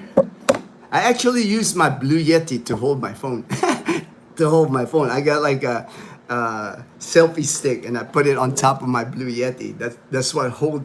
And I got my cocoa water. I'm finished with my coffee. Now I'm hydrating with Vita Coco. I'm always drinking this. I'm always drinking fresh coconut here because the one thing about the Philippines that you have to watch when you come here is hydration. It is no joke, when I tell you guys that the heat here in the Philippines hits different. It's like right there, the sun. I know like many of you, Daniel comes from Florida. It's like people, my good friend Ray in the Philippines, he's from Louisiana. I got friends, Joel and Eileen, they come from Arizona. I've lived at those places before. Warm climate in the U.S. Man, the Philippines is a different kind of heat here. It's a different kind of heat here. I've been here 14 years and I still sweat all the time. It's like you would think my body's acclimated already to the Philippines, but I still sweat. I still sweat here, man. You will sweat here. Those dry wicking clothes, bring those. Those work great here. If Aklan, your 2,000, will go a very long way. Yes. For $2,000 here in Aklan, you'll be like you're living good here. You're like in the rich category here in Aklan, and with that money. That's one piece of advice I would give. Learn Tagalog, no matter where you are going to live, because your plan may change. Most here are happy if you know some Tagalog. Yeah, I mean, it helps, if you know some Tagalog. Like, I know Edgar, he knows a few Tagalog words now. It helps. It's just, it puts Filipinos at ease, easier to meet the Filipinas. They smiled. I mean, the minute a foreigner speaks in Tagalog, it'll bring a smile to like the locals, especially Filipinas are, oh, he knows Tagalog, he knows Tagalog. Aklans speak Tagalog, English, Aklanon, and Hiligaynon. Yeah. And most of the people now, Fortune, I hear, maybe because I speak Tagalog, but, even like the Aklanon language, it's not very spoken by a lot. I mean, I'm sure people at their home, if they're all in Aklan, born in Aklan, they'll speak the Aklanon. But like when you go to the schools here, there's a lot of people that aren't from Aklan here. Even when I went to college, I had a few classmates that came from Manila, from Cebu, from Iloilo. They weren't local Aklanon. So if you speak Tagalog, Tagalog should be good enough. Congratulations on the win. All right, thank you, Jason Potter. Man, I can't wipe the smile off my face, man. I can't, it's like, I'm so happy for my Dodgers, man. I'm so happy for my Dodgers. Daniel, I am leaving my electric razor and going to bring 2 packs. My favorite Watson's has, oh yeah, Watson's got Gillette. Yeah, you got Gillette razors. I bought them before. I bought them before at Watson's, JP. LV, yep, 2K is fine. Yeah, sure, you could find some sort of fishing. Maybe not oh yeah, that's the thing, charter fishing, that's not really big, it's like, I don't really see many boats, American style boats here. I mean, if you don't mind fishing from a bangka, it's like they got plenty of those even in Calibo. My friend John Sparrow, he's got he's a local fisherman here. He's got a bangka. He'll take you out fishing if you want to go fishing out in the ocean. JP, I really like the resto bars with a view of the ocean. Oh yeah, that we got that. We got that JP at New Washington, Aklan, especially. Pretty much, there's a lot of that here. We're by the seawall. That's where they built Hayahay restaurant at the Lambingan Beach in Calibo. Big restaurant, big bar, resto bar, facing Lambingan Beach. I've filmed that. One of my Calibo videos. I filmed that already. That's not going to be a problem. Edgar can tell you this. If you want to eat seafood here, JP, not a problem. Plenty of seafood restaurants here in Calibo. Edgar goes, good-looking waitress at 8 Volt Tavern. You can look, Edgar, you're single, man. I can't be looking at that stuff, Edgar. I get in trouble. I get smacked in the head by Dazzle if I look at the waitresses here. I keep my eye on the pool table. I'll play pool, I'll shoot pool. They got 2 nice pool tables there at the 8 Ball Tavern. They even have like a poker table, like an official, like it looks like the No Limit Hold'em poker table there with glass and everything. It's like really nice. The 8 Ball Tavern's really nice. We go there often. We go there often to the 8 Ball Tavern. They changed the time here in California. Oh, I saw that. My friend actually, Elizabeth, my friend, we have a group on Facebook. It's like we were all hospital people that worked at the 13th Air Force Medical Center at Clark. We have a group, both Filipinas that work there, civilian Filipinas, and then active duty people. We have a nice group. And Elizabeth, my friend, she lives in Biloxi, Mississippi, I think. And she's the moderator of that group. But she mentioned that. Change the hour in the U.S. changed back.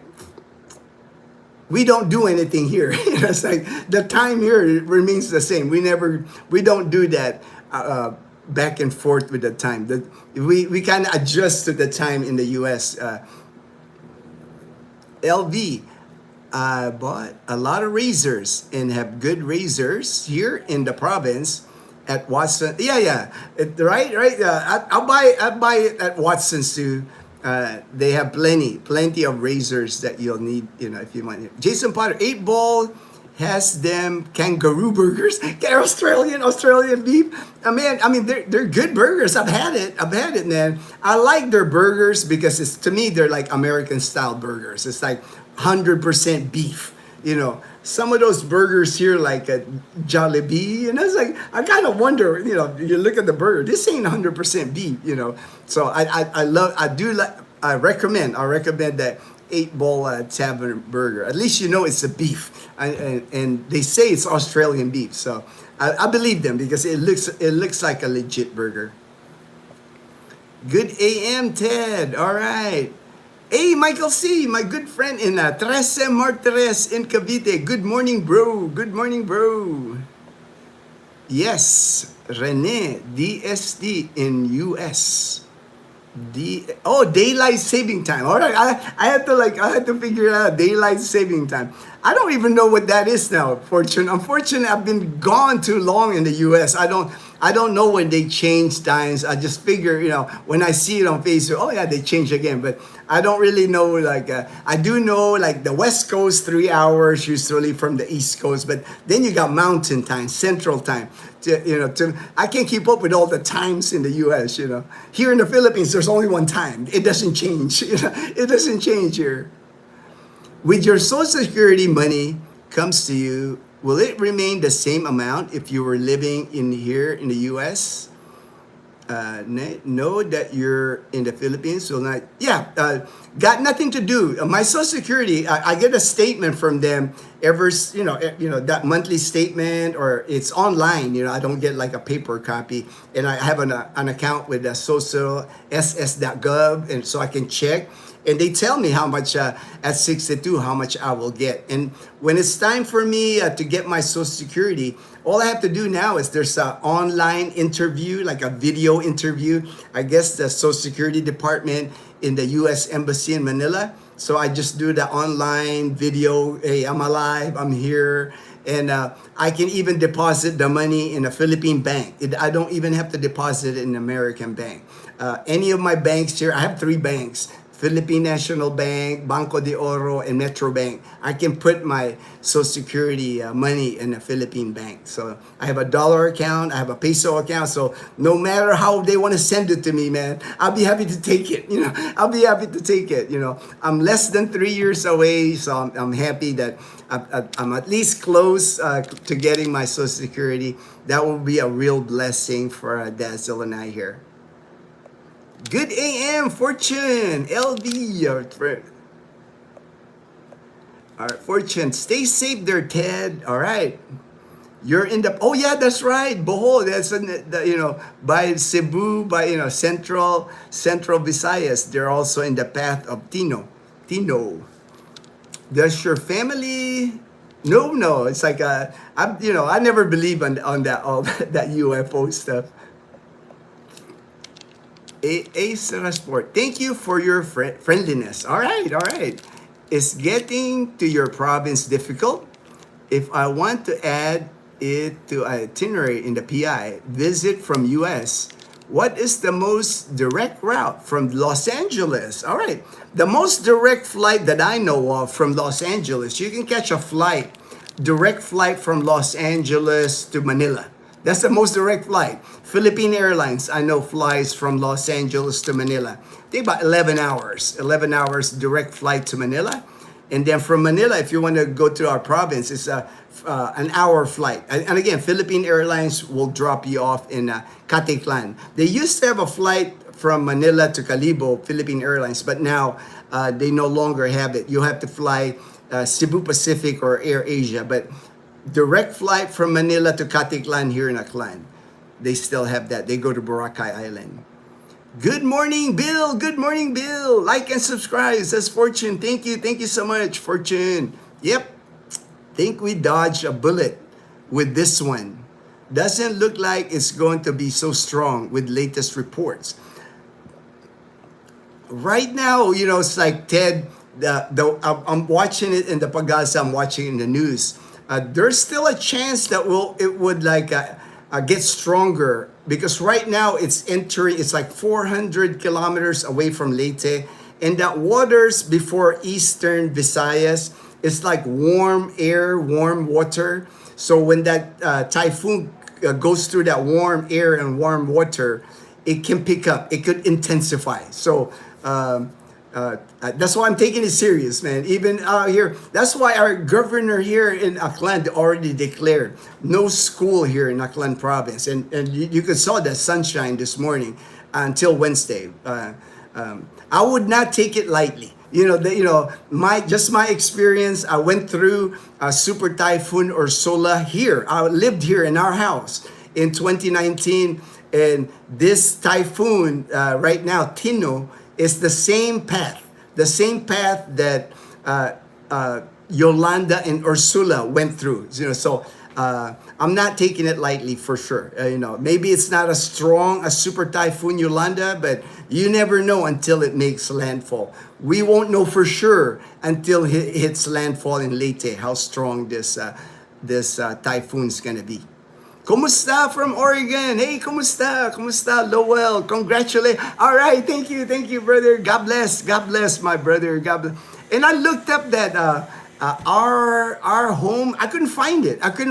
There was a RB bed and breakfast in Calibo, but I did not find our home. Maybe send me the link. Send me the link that you found, Lowell. But that way, if you want me to check it out, if I'm in Calibo, I'll stop by. I'll look at the place to see if it's a legit place, But I could not find it. But I did took a picture yesterday. I was looking for it. I couldn't find it in Calibo, the apartment that you were looking at. Thanks, brother. I'm very hungry. All right. You're welcome, my brother. We are going to be just south of the path in North Bohol. All right. Great, Ted. For Baguio, just prepare to be crowded on weekend. Oh yeah, right. Fortune, it's crowded in Baguio on the weekends and during the summer months. Baguio is the summer capital of Luzon, of the Philippines, basically. Everybody goes to Baguio City during the summer months. It's crowded, super crowded in Baguio. Like I said, I tried to drive my car in Baguio. It's like, the traffic was like it was horrible. You're stuck in traffic in Baguio, and then you couldn't find parking. So with Dazzle and I just ended up taking the jeepney while we were in Baguio. I parked my car in the Airbnb, and we would get the jeepney because at least I'm not wasting gas on my car. I'm not, it's like on the jeepney. And then when we got tired of waiting the jeepney, we would just walk. But the thing with Baguio, when you walk there, everything's uphill, downhill. It's a workout. It's not an easy place to be walking around. Baguio City is not one of those. It kind of reminds me of San Francisco. If you say like downtown San Francisco area, if you like walking up and down those hills, that's Baguio City for you. JP, Edgar, is your tip on the waitress at 8 Ball Tavern a trap? A trap? Your tip at the 8 Ball Tavern.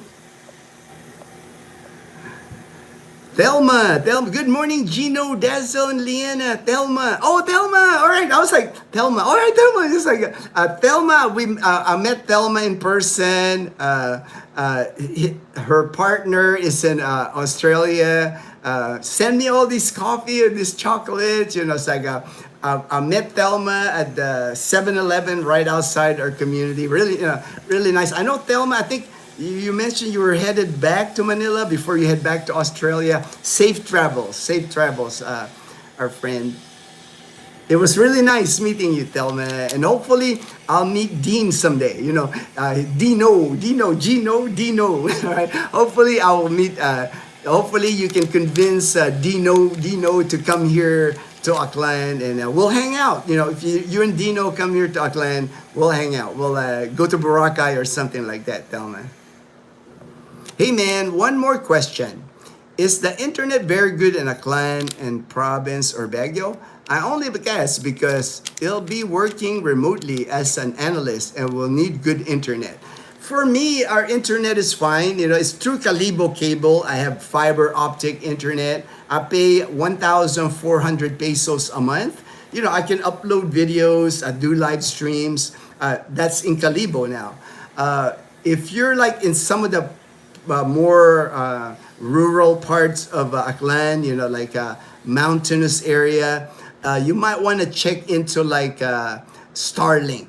like James and Karen's Adventure. He's got a residential Starlink, and he even has the mobile Starlink. So James, man, he's able to go anywhere in Panay Island, and he's live streaming up in the mountains, up in the, like the far reaches of Panay Island. James is able to do live streams.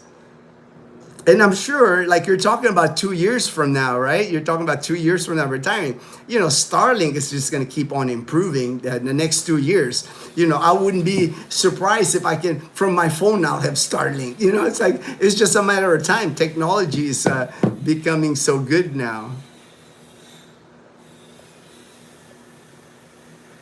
Shouldn't be a problem. Either Aklan, Baguio, even Dumaguete City, anywhere in the Philippines. Many online workers, digital nomads, my friend Jamal, he lives in Dumaguete City. He works online he works full time online. He's a digital nomad. They actually encourage digital nomads to move here to the Philippines because of the money that the money they spend here, that it infuses money into the local economy. So there's actually I know the preference for digital nomads if they select to be a digital nomad here in the Philippines. Baguio better. You can probably do Iloilo. Yep. Any city, if you're thinking you want really good internet, you might want to be in the city. If you go in the province, you might have to go like Starlink with that. But the cities here, if you're in Manila, Cebu City, Iloilo City, Baguio City, you would have good internet in those places. Belus, morning fortune. Aklan and Iloilo, both in Panay Island. All right. I speak fluent Taglish. All right. That's all you need, brother. That's all you need. You speak Taglish, you'll fit right in, David. Stay safe, Belus. Stay safe. Edgar, I was told the owner was American, but I don't know if that's true or not. Yeah, of the 8 Ball Tavern, I have not met the owner yet. I know the owner of the 8 Ball Tavern is also the owner of Lanang, the Chinese restaurant, Asia Pacific Medical Center, but I have not met the owner. It would not surprise me if it's an expat though, because the way the 8 Ball Tavern is set up, the decorations, it just has that expat feeling to it. The beers, I've got all the imported beers, but I have not met the owner yet. I think if you don't get to remote internet is fine. Here in Bohol, we have fiber, but best if you stay close to main roads. Michael Manalastas, all right, great Dodgers, morning, all right, to you, brother, from Northern California, all right, Michael, good morning, Michael. They have color coding in Baguio. Oh, I didn't even know that. Thank you, Fortune. I didn't even know that they have that now. You know what it means? Too many cars. Yeah. I didn't even know that they have that now in Baguio. That's actually doesn't surprise me because like I said, when I was there, the traffic in Baguio was horrible, man. That's 3 years ago. I couldn't even imagine it now. It's like color coding for you that don't understand, don't know about color coding. There's a certain day of the week where you can't drive your car. They're trying to limit the number of cars on the road. So depending on the last digit of your plate number, you might not be able to drive your car on a Monday or on a Tuesday or on a Wednesday. That's how they limit the number of vehicles. That's usually a sign if there's color coding as far as driving, that heavy traffic in that area, That's like a red flag. That's a red flag. Said hi, Elizabeth. We will check out your area on Panay and Baguio. All right. I was the same way as you. I'm very hungry. At the time, Baguio was high on my list before I moved here. I did a recon in 2010. Baguio was in my top 3. Boracay, Baguio, that was like Tagaytay was the other one because, I wanted cooler temperatures. Tagaytay and Baguio has that. But once I got to Baguio, it got removed on my list pretty quick because it is not the same Baguio that I remember back in the 70s. It has been just a lot more people. A lot more people live in Baguio now. Heavy traffic, heavy congestion. The roads are tight. It's small roads, windy road. I mean, it's just like I mean, like I said, man, there's pros and cons anywhere you live, of course, but to me, it just didn't feel like a good retirement area, a relaxing area. I wanted to a more relaxing. It felt like a city. Baguio City now to me feels like a city. Baguio is great for younger people. Lot of walking up and down the hill there. Yeah, I mean, they're no joke. The hills in Baguio, man. Like I said, it reminds me of San Francisco. If you know the up and down San Francisco, man. Like for young people, that might be good, but man, you're gonna have a workout walking around Baguio City, and then the traffic. The traffic is what got me. I was surprised with the amount of traffic there were in Baguio City. So if you like exercise, it's great. All right, Elizabeth. Best regards to you, Dazzle, and the family. Thank you, Elizabeth. Pina, how far is it to drive from Bacoor to your location? We have a house in Imus.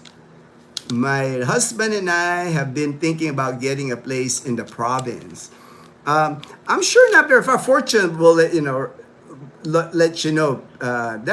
Because Imus, Cavite, Bacoor, Cavite. So I'm sure, it can't be more than an hour away. Right, Edgar? My dad was born in the Philippines, and I'm also U.S. Air Force veteran. All right. Aim high, brother, aim high. All right. Bacoor to Ginno in Aklan, you need to, it's a long way. Bacoor is, but to where Fortune is, it's not far at all. Do you have regular flights? Oh, regular flights. From if you're from in Cavite, you would have to go to Manila to catch a flight to Caticlan. It's daily flights. There's daily flights from Manila to Caticlan. That's about an hour flight. So from where you're at in Cavite, about an hour drive to the airport in Manila. Calibo will be less than 20 minutes by car. Caticlan maybe an hour. Yep, Fortune is correct.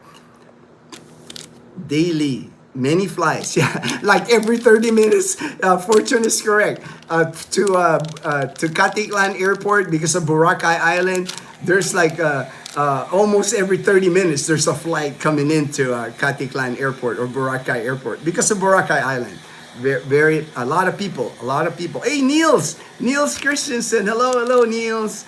I think you're in the Pangasinan area because we're friends on Facebook, and I see you're sharing photos about Pangasinan. I've been there. I've been to Pangasinan. I actually have relatives that live in La Union. Aguo, La Union. La Union and Pangasinan, they're like close to each other. Caticlan is 15-minute boat ride to Boracay. Yep, one ride. Glad to know that you're from Bacoor, Fortune. My husband might visit our house in Imus soon. All right. I'll ask him to reach out to you and hopefully meet you. All right, that's good, man. That's what it's all about. Meet the people in the channel. It's like, to me, especially if you're thinking of retiring here in the Philippines, moving here, the people that are here, like Fortune, Ray in the Philippines, James and Karen, the people that are here, man, those are the people you need to contact, because like we have the information, we have the current information, current situation, and if you just you'll feel comfortable because you see us, how we interact with people. We're very friendly. It's like we just want to help people move here, have a good time when they come to the Philippines. All right, that'd be perfect, man. Fortune, man, Pinay Heart at Home. Fortune is a great source, man. He's a really nice guy, man. He's one of my brothers here in the Philippines. LB, that was funny video Dazzle made in the kayak. We could barely see her all covered. Oh, I know. That's the only, the only vest they had. And, Filipinas, they were worried about the sun. And I can't blame them. It's like that the sun was pretty intense, even for me. That little, I'm always careful now about getting burnt in the sun, because I'd had cancer, so I'm always like sunscreen and all that. And we only stayed in the water maybe 30 minutes, but man, I got back to the shore. I was like, man, I got dark really quick, in that sun. That sun on that kayak was pretty intense. Okay, Fortune, Belus, be safe. Crews are here. All right, Belus. All right, stay safe. Stay safe there, my brother. I'll message you. I'll message you. I know when the typhoon hits in your area, I'll message you. See what's up. The farm, we have over 4,000 potted plants. That's a lot of plants. That's a lot of plants. But I'll message you. Belus. We're in Imus. The so past due. Very good. God bless. All right. God bless, Belus. We have a child with special needs, so it's not easy for the three of us to travel together. My husband will go ahead to visit our house in Imus, where my brother currently lives. Malagasang. All right. Just what to say. Thank you for all info, especially the VA. All right, Jeremiah. TRICARE information really helping me deciding to move after my Navy retirement. All right, Navy retirement, you're set in the Philippines, man. It's like for us military retirees, man, the Philippines is a blessing, because we got TRICARE medical insurance here, and easily used now here and getting easier as the time goes, Asia Pacific Medical Center in Calibo just recently got added to a TRICARE certified facility. I was waiting on that. That was like, they weren't on the list right away, but they're adding hospitals here in the Philippines to that TRICARE list of hospitals. Okay, I know Malagasan. I also have a special child, nonverbal autism. All right, man, you guys got something in common right there. Fortune, Pinay, so that way, that's what I'm saying, man. When you got like communicate, you got good people here in the Philippines, and that's what life is all about. Meeting good people, good friends, and just enjoying the time with them. But physically okay, just can't speak, but understand when. All right, Fortune. My son is 10 years old. He can speak, but limited verbal. Does she go to school? Homeschooling her. Good AM, Michael C. All right, 25 more days. I'll be in the Philippines. How's your day going? All right, Richard. Whoa, 20. Good luck. Safe travels, Richard. Day's going great so far, man. It's sunny outside, man. It's actually getting warm in here, this morning. And it's only not even 8 a.m. here. So, gonna be a hot day here. More likely, I'm thinking that the storm, severe tropical storm Tino is going to hit our area here probably early tomorrow. Probably like about the same time I started the live stream tomorrow morning. We should be getting more rain by then. Is there any muckler? I don't know what that is, Graham. I don't know what that is. I know daylight saving time because it affects the start of the NBA games for my family. All right. That's funny, Fortune. Wow, Cavite people can meet up from Panay. That's a cool group. It's 3:30 p.m. here in California. And I know Pinay Heart at home.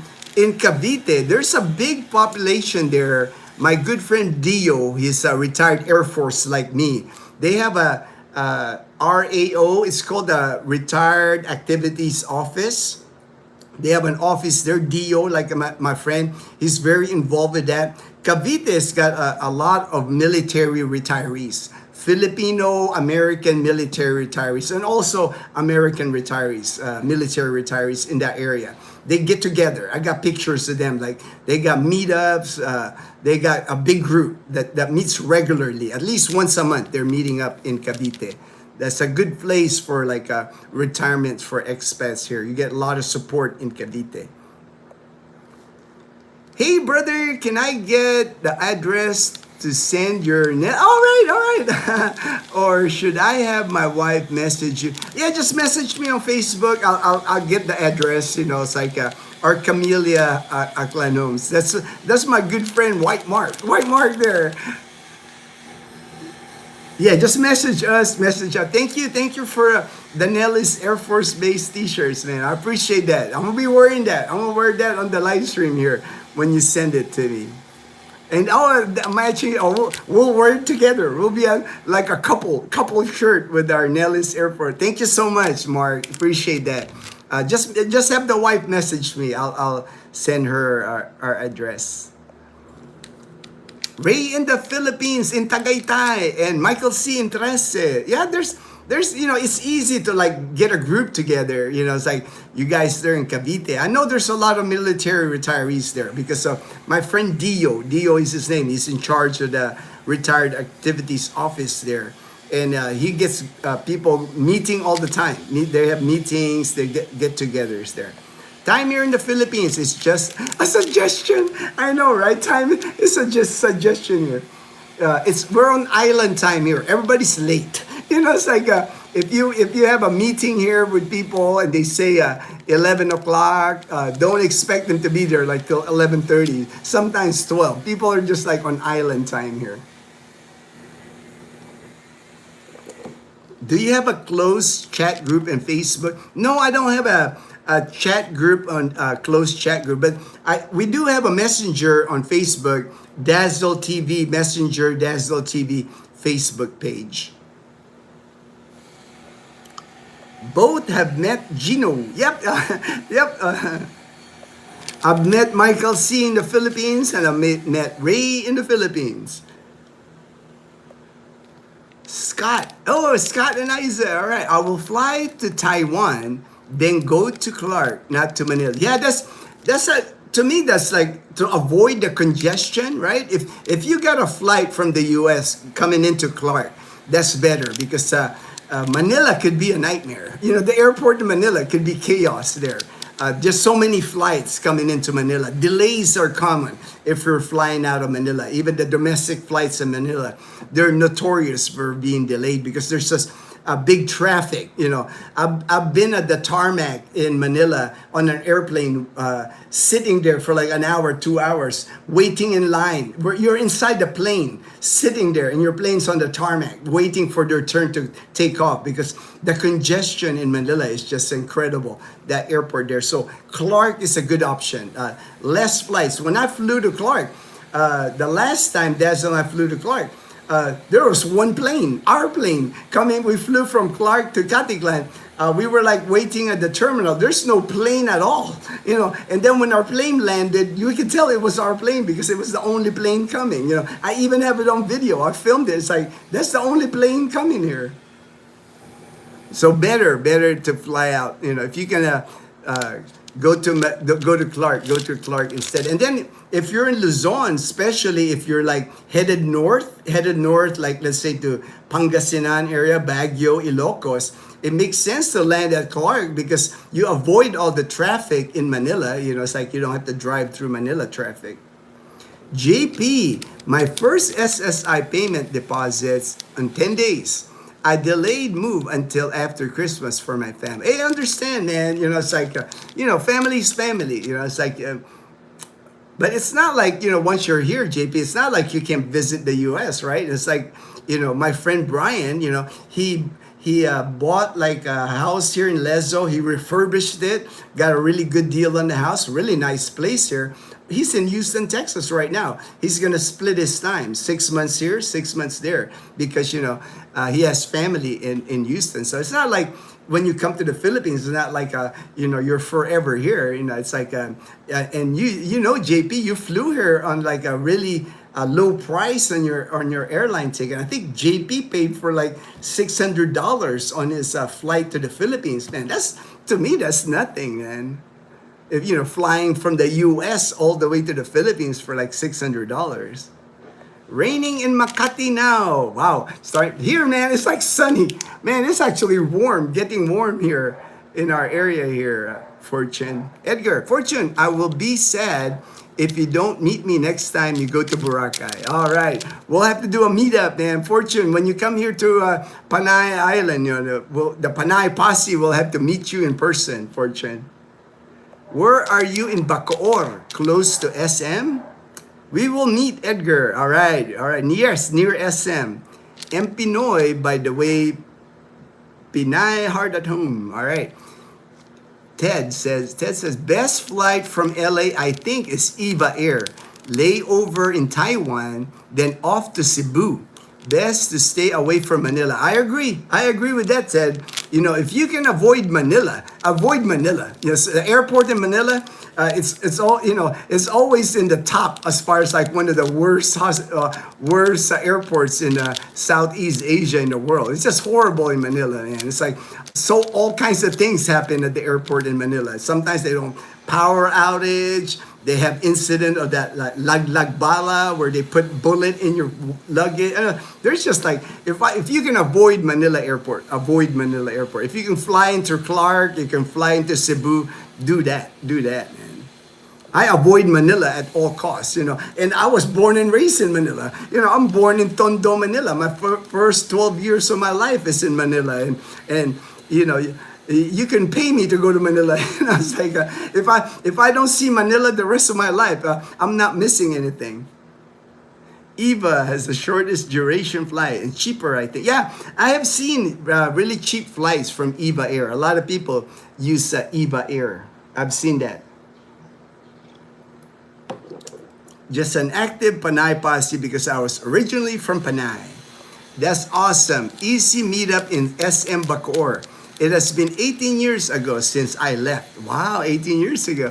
That's common though. I've noticed that, Pinay Heart. You know, I've noticed many people leave the Philippines, and a lot of it, you know, Filipino Americans that migrate to the United States. It takes them a long time before they, you know, of course, they got to lock down that U.S. citizenship, you know, understand. But it's very common to me that I'm meeting people that like, 20 years, 30 years. Heck, Ruben hasn't been in the Philippines for 60 years before he came back here. You know, it's like amazing how many, you know, how people, you know, they're Filipino descent and they like not go back to the Philippines for a long time because I know the cost. You know, it's like it is not cheap. You know, for us Filipinos when we're coming from America to come to the Philippines, you know, it's not just the cost of airlines. You know, the cost of like places to stay. It's also like the pasalubong. You know, you got to bring in a lot of pasalubong for all your relatives that you haven't seen in many years. You know, they're expecting pasalubong here. It'd be like you know, it'd be bad for like you haven't been here in years and you visit family here and you don't have pasalubong. Pasalubong are gifts to family members here. Fortune, yes. Better go at mall opening at 10 a.m. All right. Can my husband open a bank account in the Philippines while visiting only? I'm planning to apply my dual citizenship soon. If your husband's just visiting, I won't say 100% he can open an account, but it's hard. It's hard. I know the people on a tourist visa here, once you get your ACR card, I have helped people get a bank account here. Very limited on the banks, not all banks. It's just a hit or miss. Usually it's a good idea when you get to an area, find out from the other expats, hey, where did you open your account? You know, and they'll hook you up. They'll, yeah, I was able to open an account here. Banks operate differently here in the Philippines. Even the same bank, let's say okay, Banco de Oro in Cavite and Banco de Oro here in Calibo, they operate different because it's by branch. Each of the branch managers, they operate. It's not like in the U.S. where if you're with like a Bank of America, if you're with Bank of America, they're all connected together, right? Here it doesn't work like that. The banks here are all their own separate entity. You actually have to designate your bank here. Like for me, my banks here. Calibo branch. That is my branch of my bank. That's where I would get most of the services. If I go to like my Banco de Oro bank in Calibo, I get all the services there, no problem. If I go to Cavite, Banco de Oro, they're gonna be like, I'm not gonna be able to do all the transactions that I do at Banco de Oro in Calibo. It's just the way it is here. The banks, they're like individual. They you know, they have a name flagship like Banco de Oro, Philippine National Bank, but you have to designate your branch. Probably easier if you're in the U.S., Pinay. suggested this to people. My friend Robbie, he was coming from Rhode Island. He's been here now over 2 years. He lives in Cebu. He opened a Philippine National Bank in the United States. You could do that. You can open like in, I think in Los Angeles, New York for sure, and I'm pretty sure in Texas.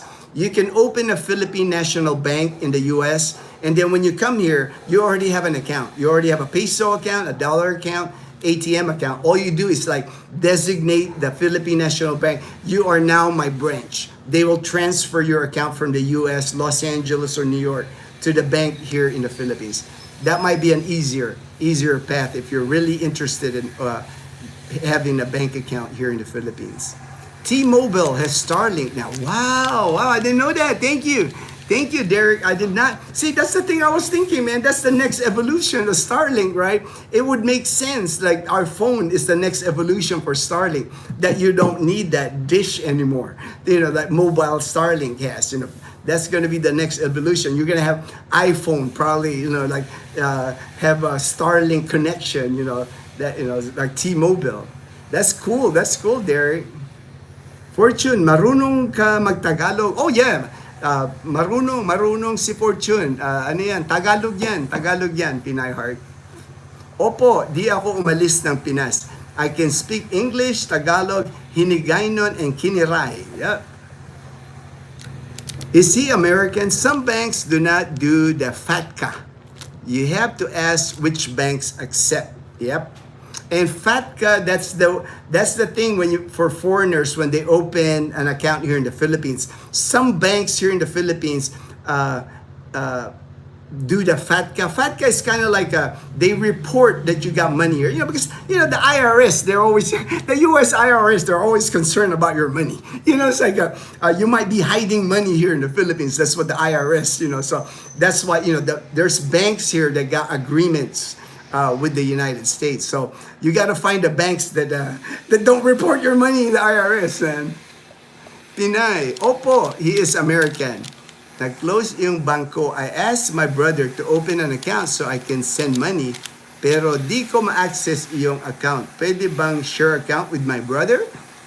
Well, if it's your brother, Pinay Heart, if it's your brother, just you trust him, right? He's your brother. Just like your name don't have to be in it. You know, it's like I've lent I have a bank, that's why I have several banks. I have ATMs at all my banks. And if it's a really close, like my sister comes here, I just let my sister use my ATM. She can load the ATM account with a bank in the US, or she can load it with Remitly, Zoom, Wise, whatever. And while she's here, she's using my ATM. You know, I trust my sister. She's not gonna cause me problems here. And if it's your brother, that's the easiest way. That way, if you open a bank account here, Pinay Heart, you're gonna spend half a day in a bank. Sometimes the whole day you gotta spend there just to open an account. You know, it's like it'll take forever just to open an account. So many questions, so many forms that you gotta fill out, sign. If your brother has an ATM account, a savings account, ATM card, just use your brother's ATM. Just tell him, hey, can my husband use the ATM while he's there in the Philippines? I'm sure he'll say yes, because you load the money in the US and the ATM card, and you can use the ATM card everywhere in the Philippines. To me, that's the easiest way. When my sister's here, that's what I do. It's like I just give my sister one of my ATMs, and she loads it with money that she needs, and she can pay with that ATM like at grocery stores here. It's the same thing here. Like when you go to the grocery, they'll put your debit card, ATM card, and you just punch your security number, and then it's good. It's good. There's always ways. Pinay Heart. And we Filipinos, we know how to maneuver the system here. So you might want to just message me or email me. On all our videos, my contact information is in all my videos. My email, my messenger, my WhatsApp number, it's all there on all the description. Just contact me. There's ways to get around here in the Philippines. And I've been here long enough. I've been here 14 years that I know a lot of shortcuts, a lot of easier way to get around things. And then if I don't know, I ask Fortune. I ask Fortune, Fortune's like my source, man. Fortune's a great guy. He's one of my brothers here. Do you have a notification when you go live or exactly time you start your live? Usually I start my live stream 7:30 in the morning Philippines time because I usually take Liana to school at 7. And then by the time I take her to school, I come home, and usually 7:30 a.m. Philippines time is when I start. But Liana doesn't have school today, tomorrow, and Wednesday because of the severe tropical storm. So I started earlier, like at 6. Like on the weekends, usually Saturday, Sunday, I usually start my live streams like a little earlier, like around 6:30. But usually 6:30 a.m. or 7:30 a.m. I go live. You know, it's like you can click on the Dazzle TV, a notification, that notification bell if you want. But pretty much since I started the live stream, this coffee with Ginno thing, since June, July, August, September, October, I'm going 6 months now, and you can see from all the live streams that I do, I pretty much do it almost every day.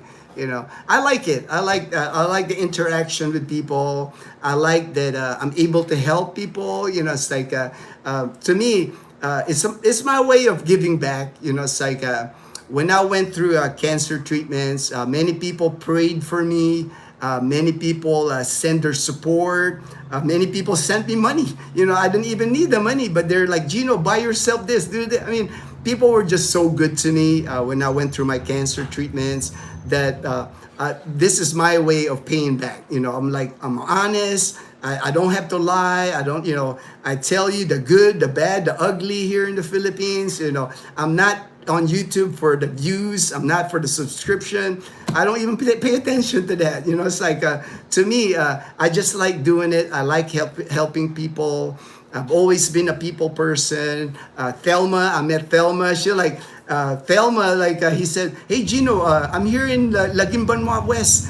Can we meet today? And she texted me like at 4 p.m. and can we meet right now? I said, sure, we'll meet right now. You know, if I'm available, I'll meet you. You know, it's not a problem to me. It's like the way you see me on the live stream, I'm the same person. You know, it's like I'm not a different person once I get on. You know, I like people. You know, it's like I'm a people person. You know, it's like I enjoy helping people. To me, that's become my purpose in life. You know, it's like I want to share the Philippines. I want to share the experience in the Philippines. I want to help people move here and get that soft landing here in the Philippines. At least if you come here to Panay, if you come here to Aklan, if you're coming to Katiklan Airport, Calibo Airport, I'll pick you up in the airport. I've picked many people up in Edgar. I'm gonna pick up Stevie at the airport. I'm gonna pick up JP when he comes to the airport. You know, to me, that's already like a win for a person coming here. You got a friendly face meeting you at the airport. What more can you ask, man? You know, I know many times, you know, in the U.S. where I go visit friends and they go, take a cab. You know, take a cab. You know, that's not how we work here in the Philippines. Filipinos, we're very hospitable. We take it serious when we like. When we accept invitation or you're coming here because of me, I take that responsibility serious. I'm not just gonna, you know, leave you out there in the cold. You know, I'm gonna do all I can to like help you while you're here. JP, I'm very hungry. There are a few fishermen subscribers moving to Ginno's area. I know, right? I know you guys are all like, you all got love fishing, man. You got like, I think the Panay Posse are all fishermen.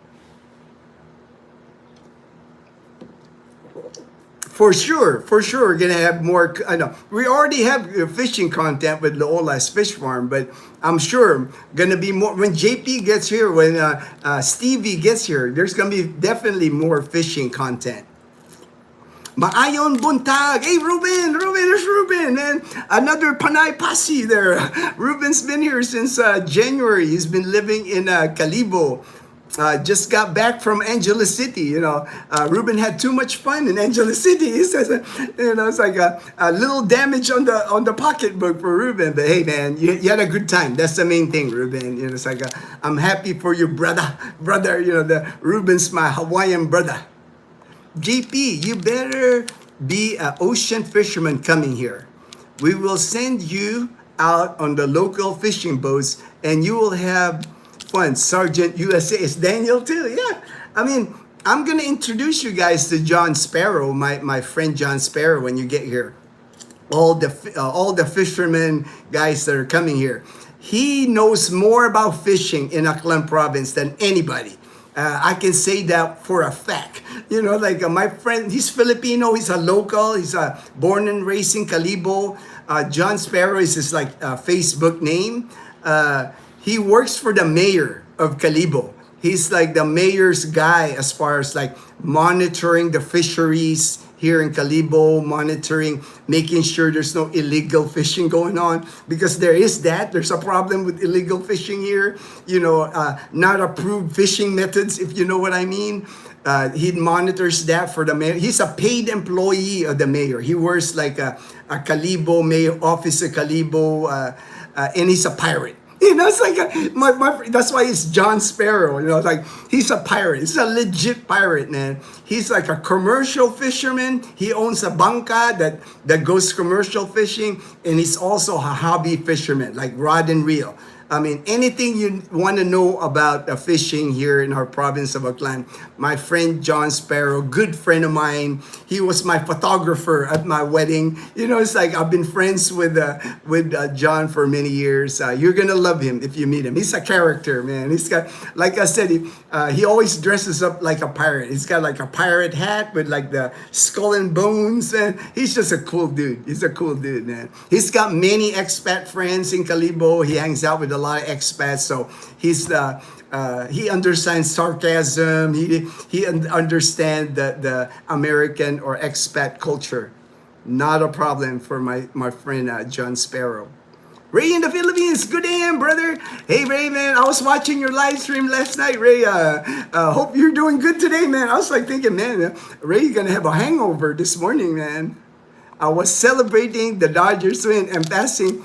All right, I know, I saw that. I saw, man, you reached 1,000 subscribers on YouTube, and friends, right? Because Ray is the same thing as me. You know, it's like YouTube for me, I'm not counting subscribers. I'm counting friends on YouTube. That's what I'm counting. You know, it's like subscribers come and go, but friends don't. You know, friends are like Ray in the Philippines is my friend, Michael C, Fortune, Edgar, J. You guys are friends, and pretty soon you're gonna be part of my family, because the more we hang out, you know, we just become brothers. That's what I count on YouTube. You know, it's like my brothers. Luna goes to yes, I know Luna. Oh, I got a message from my friend Gray. My husband loves Tagaytay.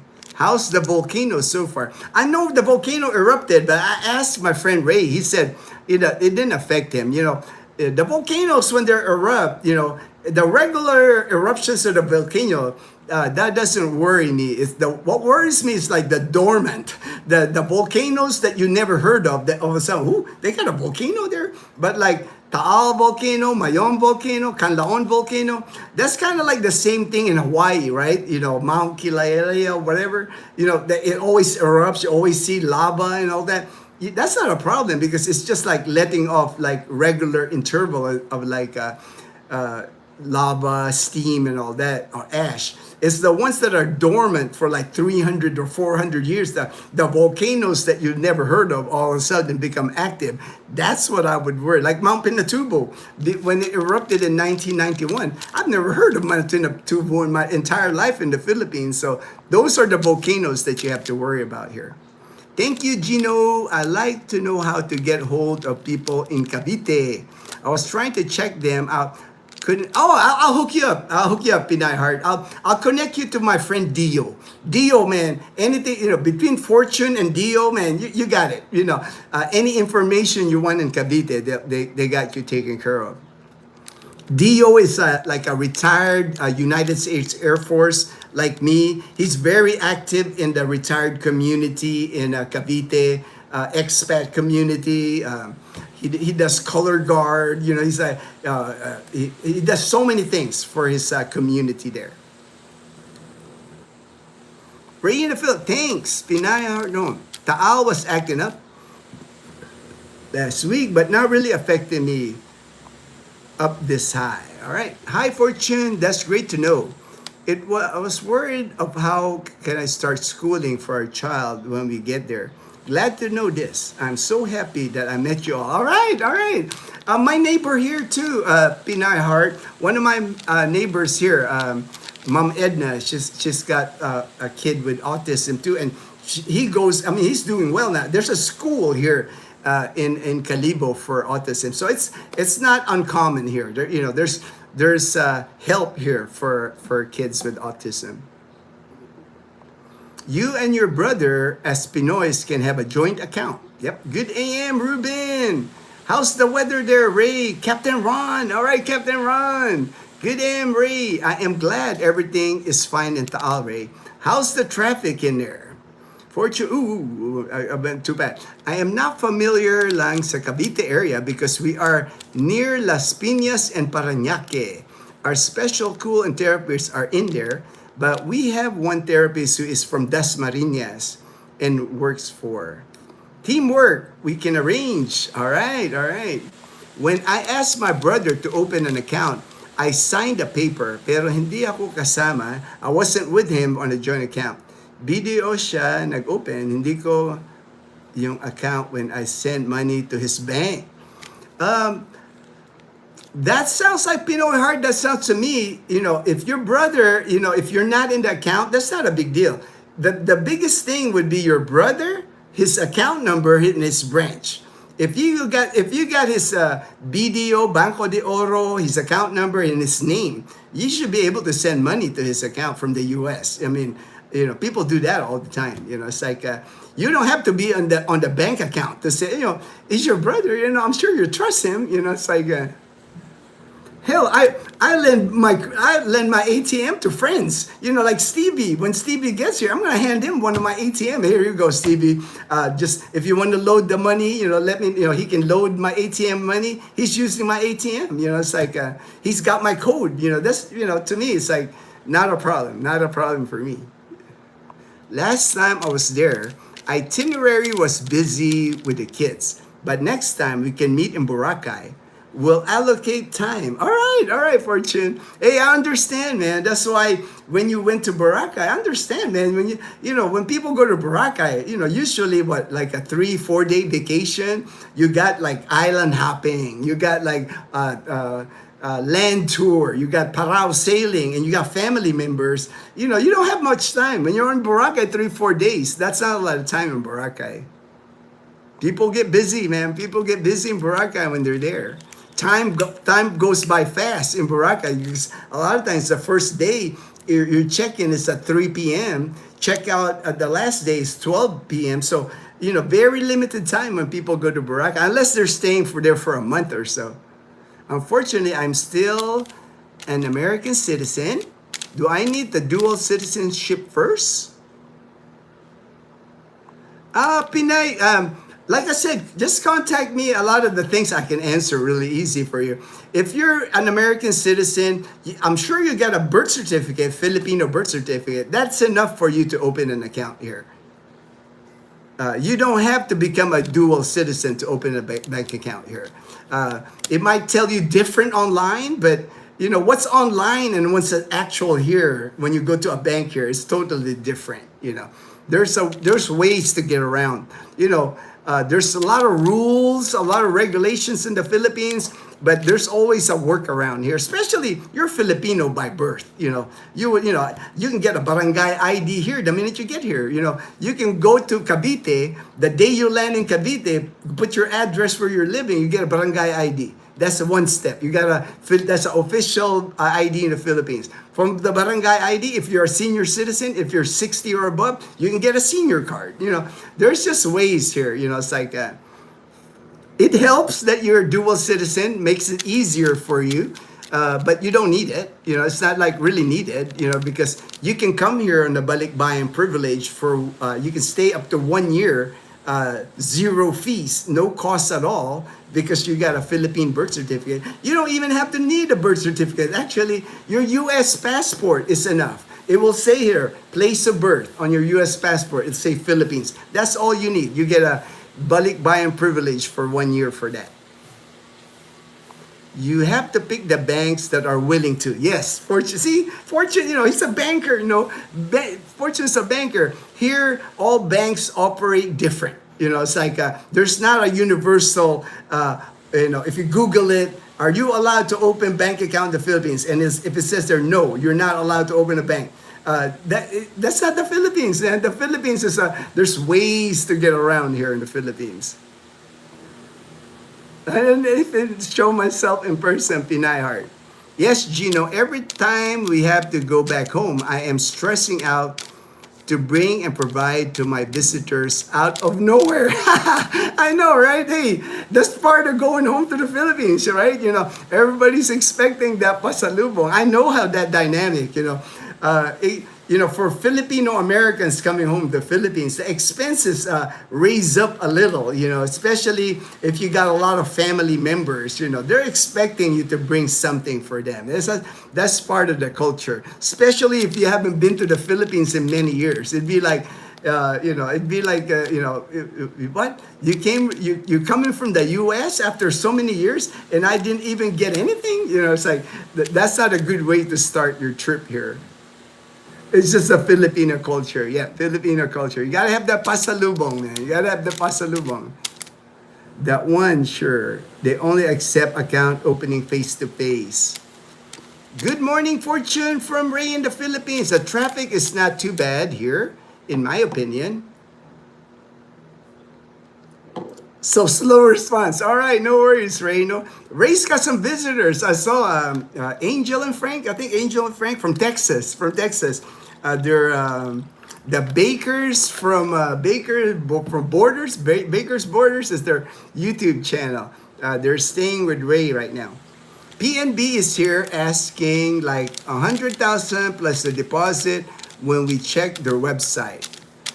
That I do not know. It's like I did not ask my friend Robbie when they opened an account at PNB in New York.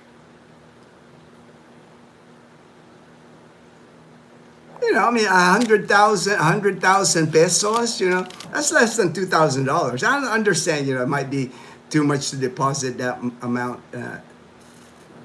Filipino will be thankful if you give something. But if you have no pasalubong, it's just okay. It's just the mentality that we have. Yeah, if you haven't been in the Philippines a long time and you're Filipino American and you're visiting relatives in the Philippines and you don't bring them anything, man, that'd be like, that I don't think that would go well. You won't feel as welcome, right? To me, it's just a courtesy. Like me, when I'm visiting relatives of mine in Bulacan, I haven't seen in many years, I'm preparing pasalubong for them. For me, it's the thoughtfulness. It's like the thought of me handing them something. I can show up there empty-handed, but I guess it's just not me. Me, I'll make sure I'm carrying something. I'm carrying something as pasalubong. Edgar, I have a little fishing experience in the ocean, mostly lakes and rivers.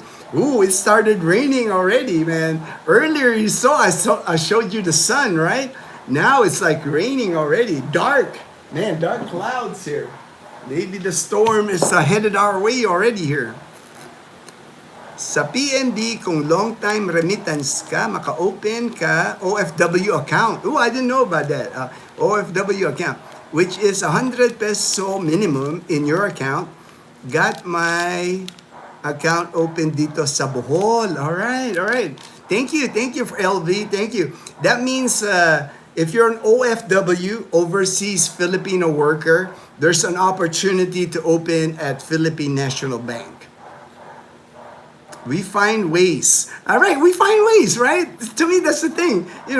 Dealing with a bank here, dealing with like a senior card, dealing with a land transportation, dealing with any government agency here in the Philippines. There are other ways. There are other ways. The online Google might say you can't, but here in the Philippines, we found ways. We find ways here in the Philippines.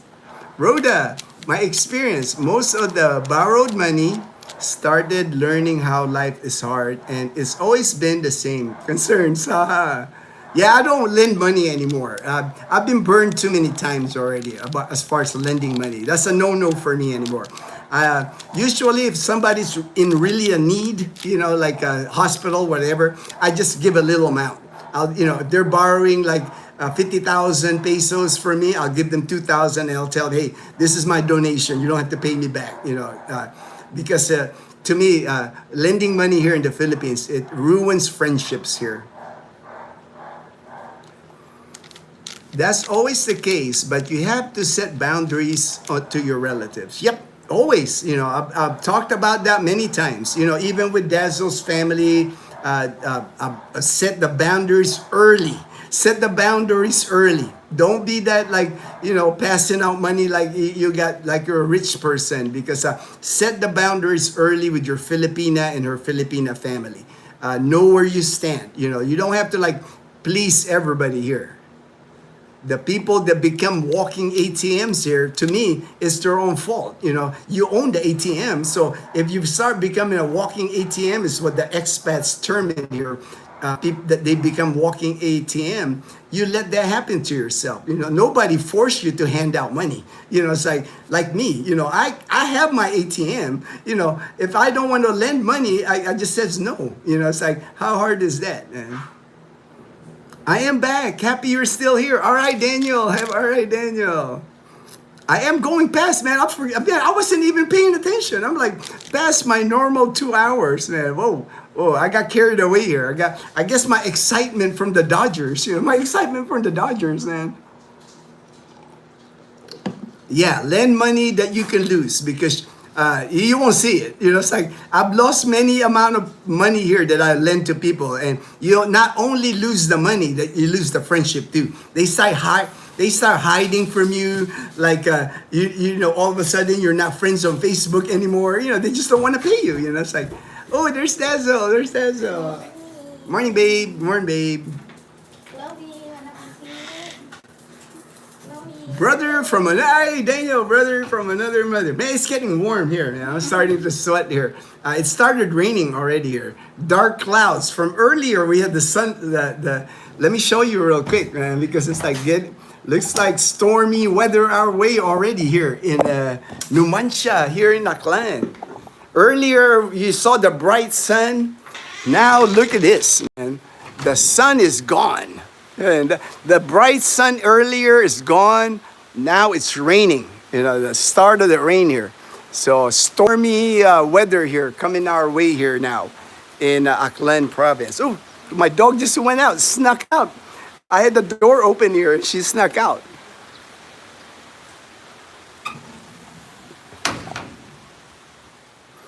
But I'm glad Leanna doesn't have any school at least. I don't have to like, she can just rest for the next 3 days here.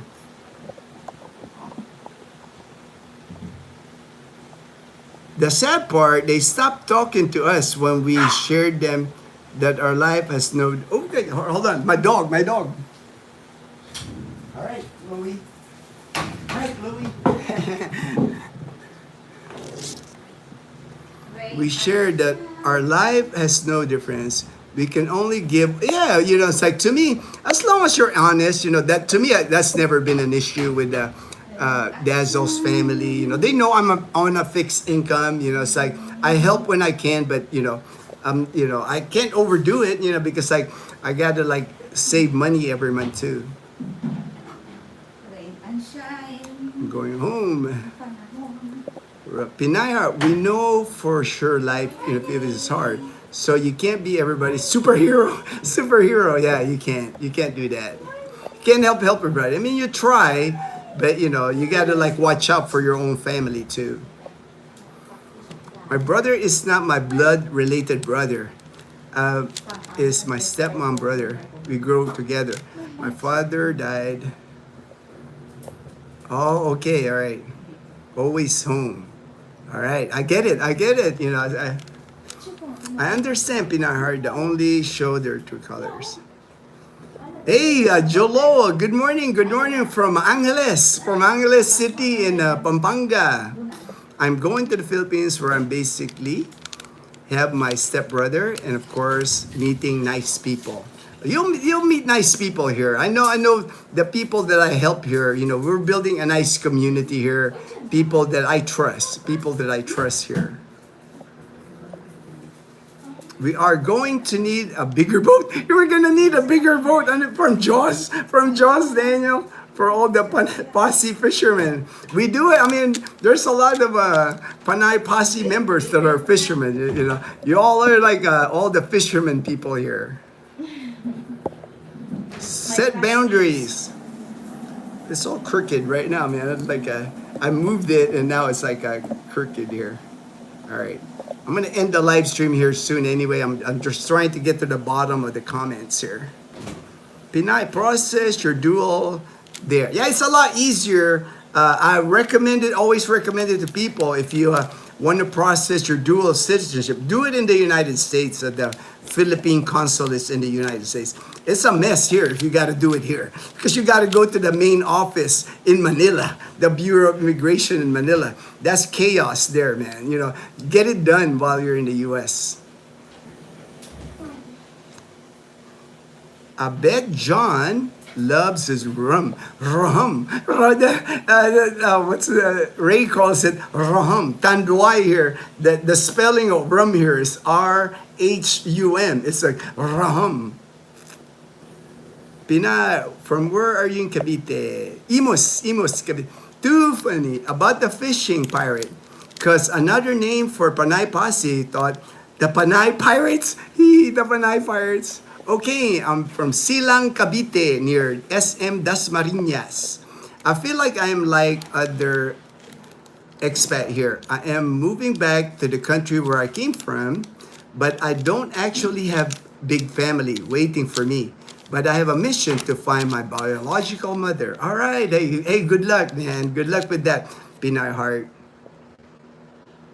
One thing for sure, Philippines is always home. That's how I am. You know, it's like I've mentioned that before on my live streams. How, you know, I lived in the United States for over 30 years, but Philippines is always home. Philippines is always, you know, because when I was in the U.S. for all that time, for that 30 years, people would always ask me, "Where are you from?" And my answer always 100%. I'm from the Philippines. I never answered like, I'm sorry, I flipped the screen. You know, I never answered, I'm from California, you know, that's where I moved from the Philippines. I always answered like, till I left America, like when I was in Tucson, when people were asking me, where are you from, Ginno? I always tell them, I'm from the Philippines. I'm Filipino. That's always been my answer.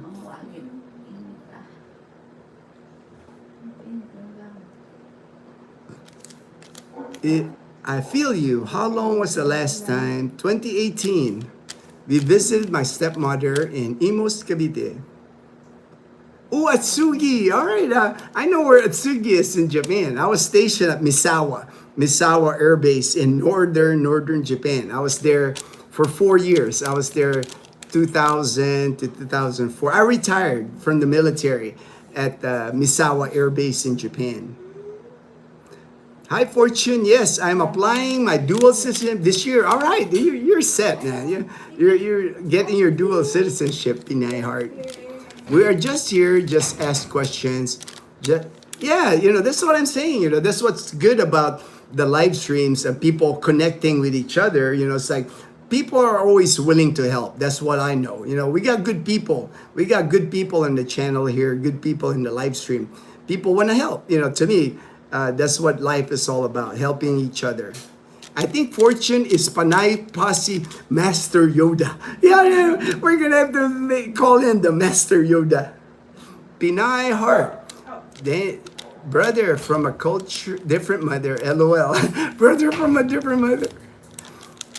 In Philippines culture, we support the people that raise us. We have utang na loob culture. Yes, we have utang na loob. But to me, Pinay Heart, the thing with me is like, family doesn't have to be blood relation. For me, you know, I'm gonna be 60 years old, and what I learned in life, you know, it's like, I have blood relatives that I don't like. You know, it's like, just because you're blood relation doesn't mean I gotta like you. You know, if you're not a good person, I'm not gonna like you. To me, a family to me is the people that wanna be part of my life, the people that support me, that I support them, that we're like, you know, you don't have to be blood to be like, for me to call you my brother, like JP when he gets here, Edgar's my brother, Daniel when he comes here, he's my brother. We don't have to be blood relation to be brothers. You know, it's like, I learned that in the military. I got military brothers like all over the world. And when we see each other, we feel the brotherhood. We're brothers. So to me, it's nothing to do with like family, and it doesn't have to do anything with blood. You know, family is the people that care for you and love you, that accept you no matter what, good or bad, they're there with you. That's family to me. You know, there's some family members that I know, like blood related to me, that, like I said, that I don't even like, that I don't even communicate with, because that's just how it is sometimes. Sometimes the blood relations, sometimes they're like, you know, they feel privileged or something about you, that, oh, you know, you're my cousin, you know, you gotta like take care of me, like, you know, like, to me, that doesn't work like that. To me, it's like, to me, relationships supposed to be give and take. You know, not like, I don't want a relationship with somebody that's just take. You know, it's like, I'll pass on that. You know, I want a good give and take relationship with anyone. That's who I consider family. Hello, Ginno, thriving expat. Hey, are you back in Masbate? I know you're traveling, man. I know before the storm, before this severe tropical storm. I don't know if you decided to stay in Marinduque with Scuba Steve, man. Might not be a bad choice. You know, wait it out. You know, wait out till like Thursday or Friday before you head back, Michael White. So the support continues even when he is older. He lives in our house. He is a senior. Is just being grateful that his mother raised me. Yeah, utang na loob. I understand that. I understand that in our heart. You know, it's like, you're respectful because, you know, you have that sense of utang na loob. It's like, how do I explain it? You know, like you owe them. You know, they took care of you at one time in your life. You feel like nothing wrong with that. I see that. I see that a lot in Filipino culture. Mahirap bayaran yung utang na loob, pero wag ka naman magpatali. Yeah, it's hard to pay back utang na loob, like that you owe somebody the rest of your life. To me, you know, you don't want that being abused too. You don't want that being abused too. Hi, Fortune. I don't understand how they expect you to pack all the presents on the international flight. Yeah.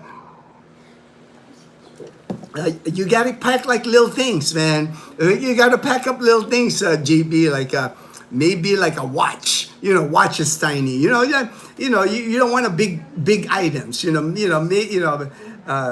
just want to have, you know, for us Filipinos anyway, when we come from the U.S., it's almost expected to have like pasalubong for our relatives. Ruben, Mount Arayat in Pampanga scares the. It's been dormant. Yeah, that would scare me, man, Ruben. You know, something that's been dormant for like 2,000 years. That's a volcano. I'll be worried. Lurking over Angeles, everything south of it. Yeah, that's like Pinatubo. It was dormant for 400 years when it erupted. You can give no problem, but set boundaries. Yep. Derek, there one YouTuber named Nomad bought a box truck. He converted it. Nice. Yeah, I'm seeing more and more of that. People converting a vehicle here to become like a camping vehicle. Nomad bread. All right. I only have him as fab. This time I help what I can. Hi Ray. All right. Good day, Dazzle. Had long FB chat. I know. Fortune Dazzle told me you had a long chat with her. Hi, Ginno. Thank you so much for your time. Never thought or will meet a lot of people here close to my home. I feel like I'm looking for a family, your blog and other blogs. No worries. Pinay Heart, no worries. Happy to help. I sent endless blogs about homeless and broke expats. All did exactly the same things. Yeah. Weather forecast shows precipitation to start later this afternoon, and the Tino passes through. Bring it on, Tino. Ruben's back. Yeah. He's back in Calibo. Ruben said he'll recover. And recover. He'll recover. He'll recover. He had too much fun in Angela City. I know what that means. Yeah. You know what that is. Yeah, I know what that means. Good AM, Michael W. How are you, Marinduque? With Scuba Steve, Charm, Lenny, and MJ. You are treating them as family, but it's different if they are treating you as an ATM. Yep. Yeah. I don't want no rain, so it's not going to rain today. I have spoken. Edgar said he don't want no rain, and he has spoken.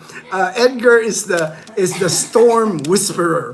Yeah, Edgar's the storm whisperer.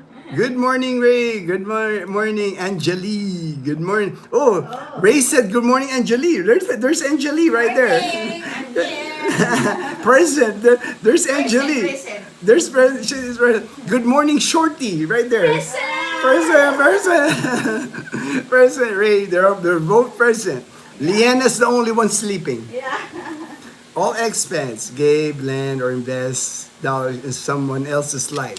Yeah, it's like, to me, I've said it before, Daniel, always my advice to people, before you start building houses, building investment with the Filipina that you meet here, come live here first, live here for like a year, try out the Philippines first. You can rent, you can live at your Filipinas land or whatever. Before you start building anything, come live in the Philippines for about a year.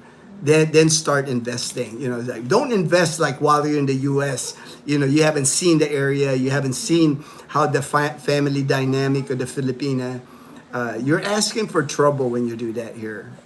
Thanks for your time and information. Have a great day. All right. Thank you, Ray.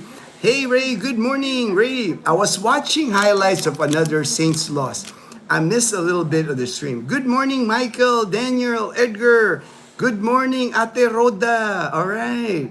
People ask where I am from, and I normally just say, from my mother. From a joke lang. All right, Rhoda. All right. Thank you, Rhoda. JP, howdy, thriving. Lots of my closest brothers are those who serve and know the pain. Yeah, that's how I am, man. It's like a lot of my brothers now, I consider my brothers were like my military friends, my military brothers. Here, Daniel. Blood may be thicker than water, but rum between good friends make a good bond. I know, right? Ray was having rum, man. I saw Alfonso too. Ray was having Alfonso last night, and he's friends with Duwai and Alfonso. Daniel, hello, Bon. Daniel, my short yellow bus brother. Bon, hello. Ray, good morning, Bon. If Yellowstone ever blows, entire world will know it. All right. Ray, living in the high life in Tagaytay. I know, right? Bon, hello. JP, the sheriff has entered the room. That's you, babe. That's you. You're the sheriff. The sheriff's still sleeping. The sheriff is still sleepy. The sheriff is still sleepy, JB. Bon, JP. those short bus are outrunning me. I got a little crazy last night. Yeah, a little bit. Ain't nothing wrong with that, Ray. Ain't nothing wrong with that. It's like I didn't even try to keep up with comments. It was a live stream over 6K view. Crazy. I know, man. I saw that. That's awesome, Ray. That's awesome. I know, right? Especially when you start talking about your banana. Yeah. Daniel, balut makes your knees strong, so you can catch up with those short yellow bus girls. JP, how are you? How do you tell your prospective Filipina that you are checking out her family for craziness?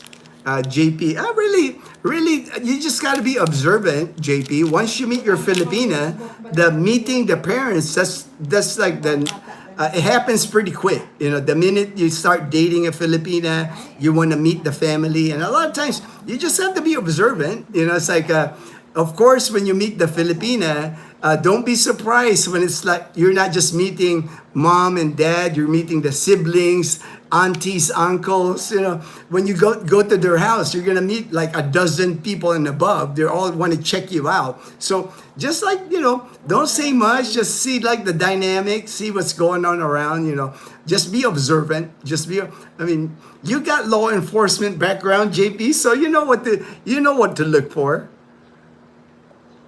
Wow, that's nice, Ray. Very carefully. All right, Ruben. Yes, I'm a self-professed walking ATM. Ruben is a walking ATM.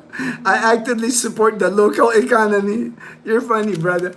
You're funny. Hey, man, like you said, brother, you can recover. You can recover. You can recover. You can recover. Edgar, JP, just check her out for not being crazy. Just check her out for being, you know, the more time you spend with the Filipina, the more time you're around the family, you just be observant. A lot of times, you know, just by like observing the dynamic, how people communicate, even though sometimes, of course, you're not going to understand what they're talking about. I can help you with that, JP. You know, it's like if you invite me, we'll hang out. I'm a good judge of character. You know, it's like Dazzle's the same. You know, it's like we can kind of sense, you know, if there's red flags, you know, we'll warn you about the red flags. Ray, y'all have an amazing day. Love y'all. Thank you, Ray. Thank you, Ray. You have a good day too, brother. She will tell you her stress about her family. Then you will find out the issues with in her family. Right. The minute you're Filipina, JP, the minute you're Filipina starts talking about mom needs operation, we owe money to these people, you know, that's kind of like red flags right there. You know, you start inheriting the family debt, you know, that's usually a red flag. It's like Hawaii. Meet the whole family. Second cousins too. Yep. You're gonna, and tons of kids. You know, tons of kids. You're gonna see a lot of kids, you know. Hello, Niels. All right, Pinay. If you wear your ATM card while walking in public, that attracts them. Haha, just kidding. All right, I got to the bottom. I'm gonna end the live stream here. I've gone way too long than I normally do. Thank you so much. Thank you so much for joining the live stream. We're supposed to get ready to here. We're going to meet our friends in Calibo today. So hope everyone has a good day. Hey, good morning. Michael S. He has a channel, Something Simple Too. Check out his channel. I love the... Michael S. is awesome. His partner's name is Che. I'm like watching your watching your videos. You're gonna be big on YouTube, brother. You got a good content. You got a good vibe, good spirit, man. I like your channel. Check his channel out. Something Simple Too is his channel. Bye for now. All right, Rhoda. All right, the red flag. JP, bye everyone. Thank you. Say bye, babe. Bye. There you go. Thank you. Bye, everyone. Bye, everyone. Thank you, my friend. All right, Michael. I'll be watching your channel, Michael and Che. I like your vibe, brother. I like your vibe. All right. Happy morning. Take care, everyone. Everybody, God bless. Stay safe. If you're in the path of the Typhoon Tino, stay safe. Prepare for a Typhoon Tino. So no worries, Michael S. No worries. Take care, everyone.